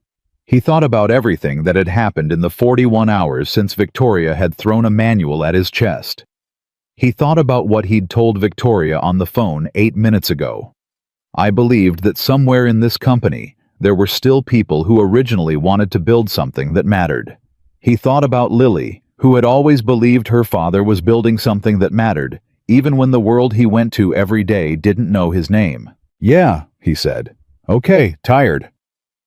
She slid off her chair and crossed the kitchen and put her arms around him from the side, which was her version of a hug, not face to face, but next to him, committed to the same direction. He put his arm around her shoulders. "Grandma made soup," she said. "Soup sounds exactly right," he said. He sat down and Patricia served him soup without being asked, and Lily told him about her day at school, which involved a disagreement about whose turn it was at the water fountain that had apparently been resolved through a coin flip. And outside the window, the night was dark and quiet, and the house was warm, and Ethan Walker ate his soup and listened to his daughter, and was, for the first time in a very long time, entirely present in exactly the life he had. The 90 days didn't feel like 90 days. That was the thing about work that has genuine purpose behind it. It compresses time differently than work that doesn't. Ethan had spent 3 years doing necessary work that felt like every hour of every hour, because there is a specific weight to doing important things in a context where nobody understands they're important. But these 90 days moved the way focused work moves when the people around you are pulling in the same direction and the thing you're building has a real destination. Day 3. The suspension joint rehabilitation team completed the mechanical recalibration and reinstalled the original monitoring protocol. Ethan ran the resonance diagnostics himself, standing at the control terminal at 6 in the morning, with the facility still mostly empty, and watched the readings settle into exactly the range the original design called for. He stood there for an extra 30 seconds after the numbers confirmed it, not celebrating, just verifying, making sure what he was seeing was real. Day 11. Priya's team finished the 3-stage firmware verification restoration. They ran it through 400 simulated failure scenarios, electromagnetic interference events, sensor misreads, communication interruptions at various stages of a rescue operation. The 3-stage verification caught every single one. Not one false shutdown. Ethan signed off on the firmware at 9:30 p.m. on a Thursday and texted Priya one word: "Good." She texted back, too, "Thank you." He understood that she wasn't thanking him for the compliment. She was thanking him for the chance to fix it. Day 34. The navigation algorithm team hit a wall. Ethan had expected this. The algorithm rebuild was the most complex of the 3 work streams, because it wasn't just restoring something, it was rebuilding something that had been modified in a way that was subtly wrong rather than obviously broken, which is the hardest kind of problem to resolve, because there's no clear boundary between what to keep and what to replace. The team had been working from his original specifications, but the debris field modeling that the algorithm relied on had itself been updated over the years with new data, and integrating the original safety logic with the updated modeling data was not straightforward. He spent 3 days in that team's workspace, which meant he was rotating between 3 teams across 3 buildings and averaging about 5 hours of sleep, and Patricia had started leaving extra coffee in his travel mug in the evenings, so he'd have it ready in the morning without having to make it. He never asked her to do this. She just did it because Patricia understood that sometimes the most useful thing you can do for a person is remove one small obstacle from their path without making a production of it. On the 37th day, Priya, who had migrated from the firmware team to assist with the algorithm problem because the teams had started collaborating organically in the way good teams do when the work is hard enough, found the integration approach. It was elegant, which Ethan appreciated, because elegance in engineering is not an aesthetic preference. It's a reliability signal. Simple solutions fail in simple ways. She walked him through it at 7 in the morning on a whiteboard, talking fast the way she did when she was excited about something, and he stood with his arms crossed and asked 3 questions, and then said, "Build it." She built it. The algorithm was complete and validated on day 51. That left 39 days for integrated system testing running Titan Rescue X through the full range of deployment scenarios with all 3 restored systems working together as a unified architecture the way Ethan had originally designed them to work. This was the part of the process he'd been most focused on, not because the component work was less important, but because integration is where engineering designs either prove themselves or reveal the gaps that component testing doesn't show. The first integrated test happened on day 54. Victoria was there. She'd been present for several of the milestone moments throughout the 90 days, never hovering, never inserting herself into the technical process, but present in a way that communicated to everyone in the room that this work mattered to the leadership of the company in a way that was different from how things had mattered before. Ethan noticed what this did to the team, not immediate and not dramatic, but cumulative. People work differently when they believe the organization around them is actually watching in good faith. The first integrated test ran for 40 minutes. Titan Rescue X navigated a simulated debris field, identified 3 target locations representing trapped civilians, executed approach sequences, and completed extractions. The tertiary suspension joint held through load conditions that exceeded the demonstration day failure threshold. The navigation algorithm routed correctly through a debris configuration specifically designed to trigger the previous failure mode. The firmware verification caught a simulated command error at the 17-minute mark and handled it cleanly. The machine worked. Not perfectly. There were 2 calibration adjustments needed in the approach sequence and 1 sensor response time that ran slightly outside spec. Ethan noted them, assigned them, had them corrected by end of day. But it worked. He stood on the test floor afterward while the team around him was doing the things teams do when something they've been working on finally works. Talking faster than usual, shaking hands. Someone laughing at something that wasn't quite that funny, but was funny enough given the context. And he put his hand on the lateral arm, housing the same way he'd put it on the machine in the dark at 5 in the morning, 90-some days ago. The vibration was gone. There was only the clean, level hum of a system running exactly the way it was designed to run. He stood there with his palm flat on the metal for a long moment. Then he took his hand away and went back to work, because there were still 36 days and a federal certification process ahead of him. And satisfaction is something you're allowed to feel briefly and then redirect. The legal proceedings against Victor Hale had been moving on a parallel track through all of it, in the way that institutional and legal processes move present in the background, significant in their implications, occasionally surfacing in ways that required Ethan's attention. He had provided testimony to the company's legal team in week 2. A sworn declaration about the original design process, the timeline of the project, the specific modifications he'd identified, and their engineering significance. He'd been careful and precise, and complete, the same way he was careful and precise, and complete in engineering documentation, because the standard for accuracy in one shouldn't be different from the other. He'd also spoken briefly with the federal investigators who had gotten involved once Richard Farrow's office had formally flagged the safety violations to the appropriate regulatory bodies. That conversation had happened on a Tuesday afternoon, 2 investigators in a small conference room, and it had lasted 3 hours and covered every aspect of what he'd observed and documented over 3 years. He'd brought copies of everything. The investigators had been thorough. They'd asked good questions, the kind that showed they'd already done significant work before sitting down with him. He didn't know exactly what Victor was facing. That wasn't his domain. What he knew was that the documentation was complete, the evidence was solid, and the people whose job it was to determine consequences were doing their job. He'd done his part. He'd made sure the truth was findable and readable and impossible to dismiss. What happened next belonged to a different set of hands. Dale Hutchins had resigned during week 3.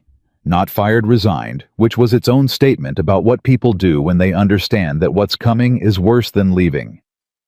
Ethan had no particular feeling about this. Dale had made choices that could have killed people. The professional consequence of those choices wasn't something Ethan tracked with either satisfaction or sympathy.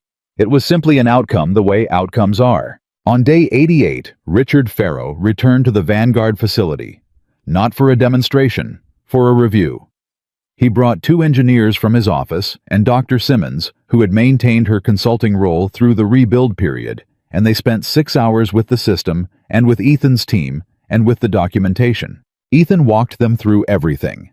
The original design specifications, the 3 failure points that had been identified, and the specific engineering rationale for the restoration approach.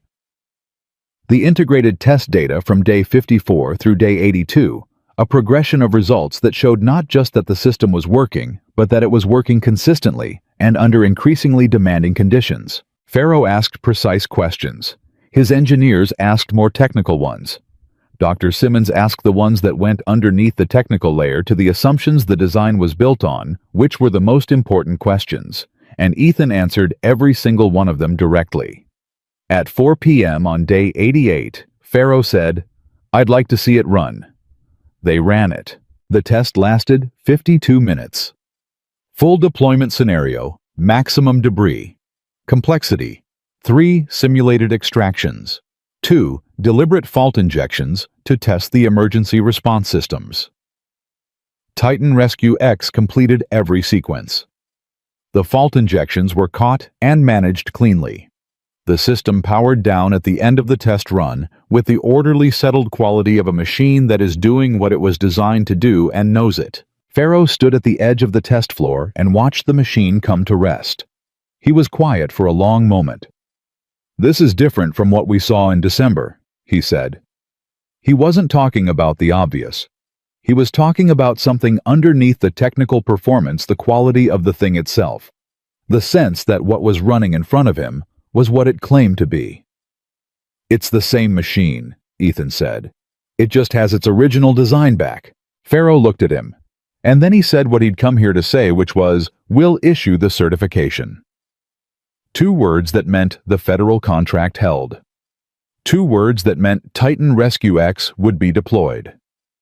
2 words that were the endpoint of 90 days of work and 5 years of everything before that. Ethan nodded. "Thank you," he said. That was all.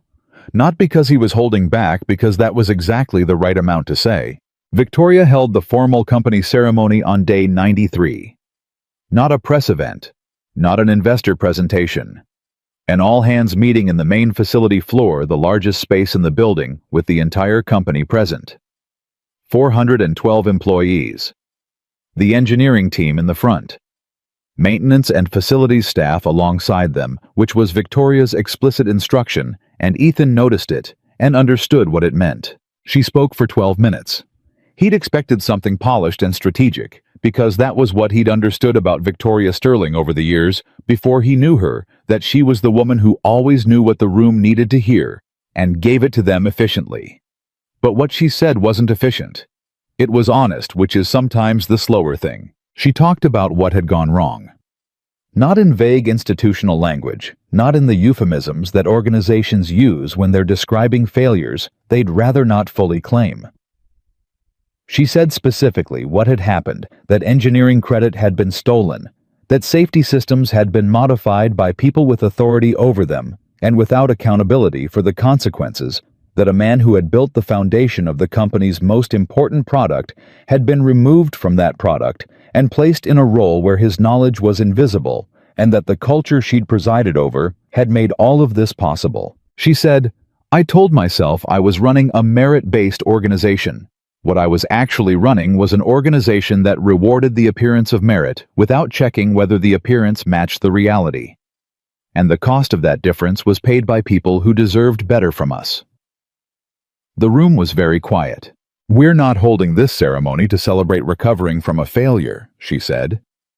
"We're holding it because the person who is most responsible for this company still existing and this product being what it should be deserves to have his name said out loud in this building in front of every person who works here."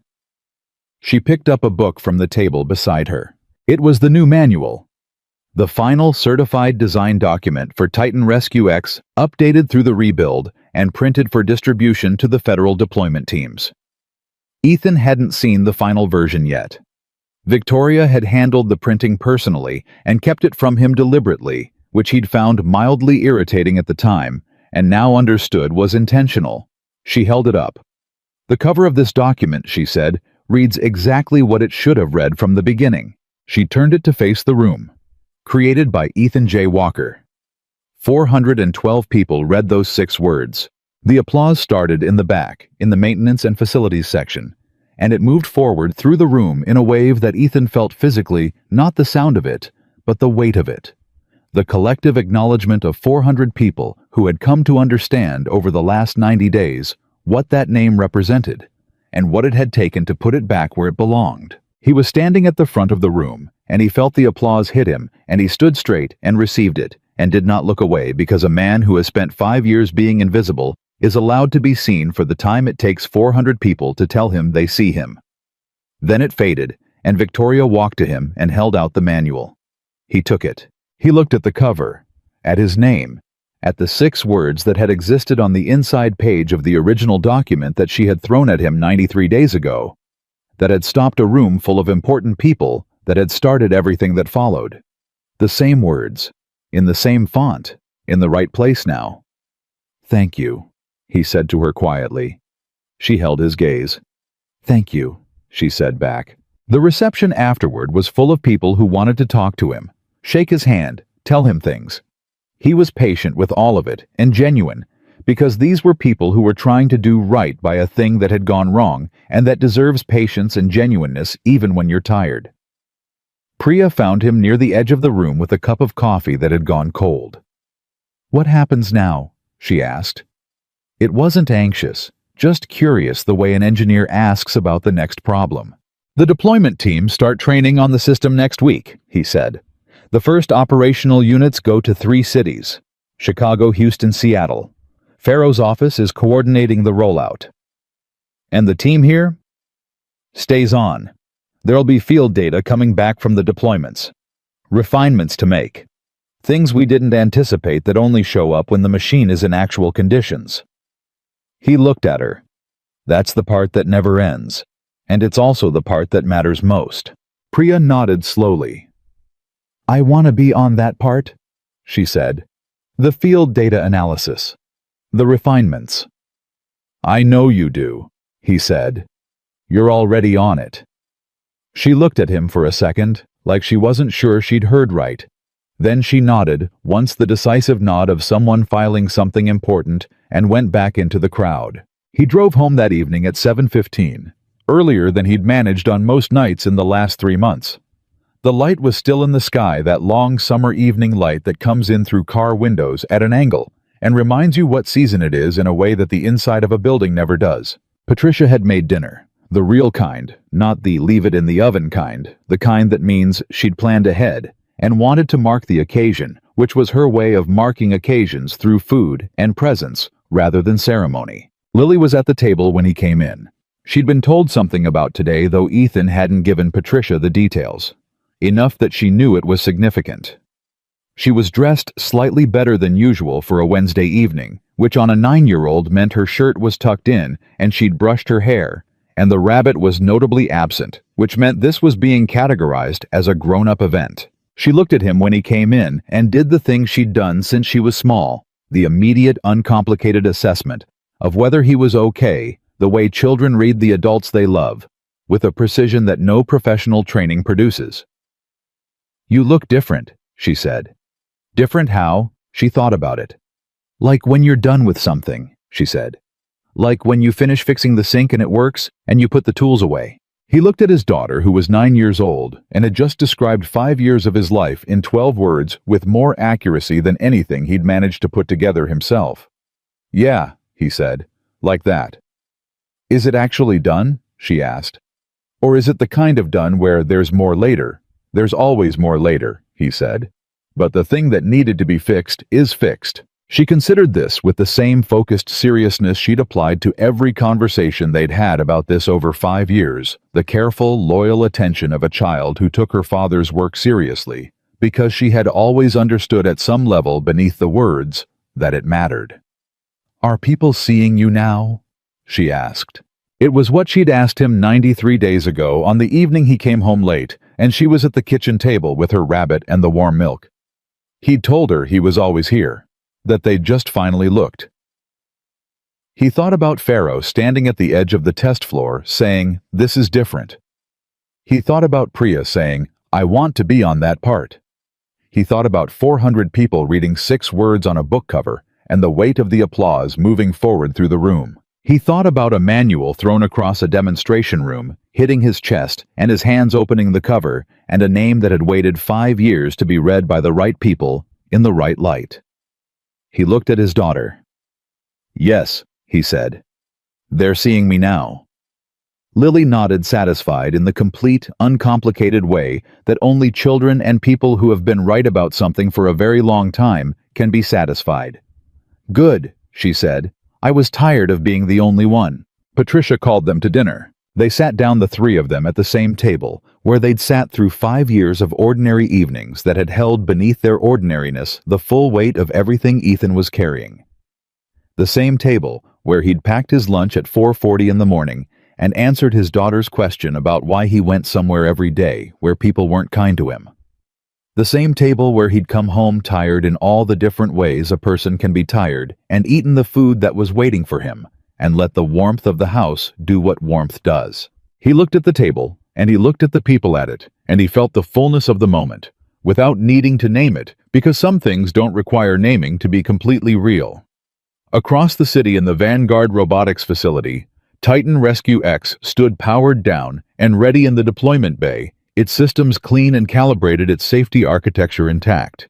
Its name on the documentation truthful and complete. Somewhere in a federal processing system, 3 cities were preparing to receive the machines that would stand by, ready to enter the places where buildings fall and people are trapped.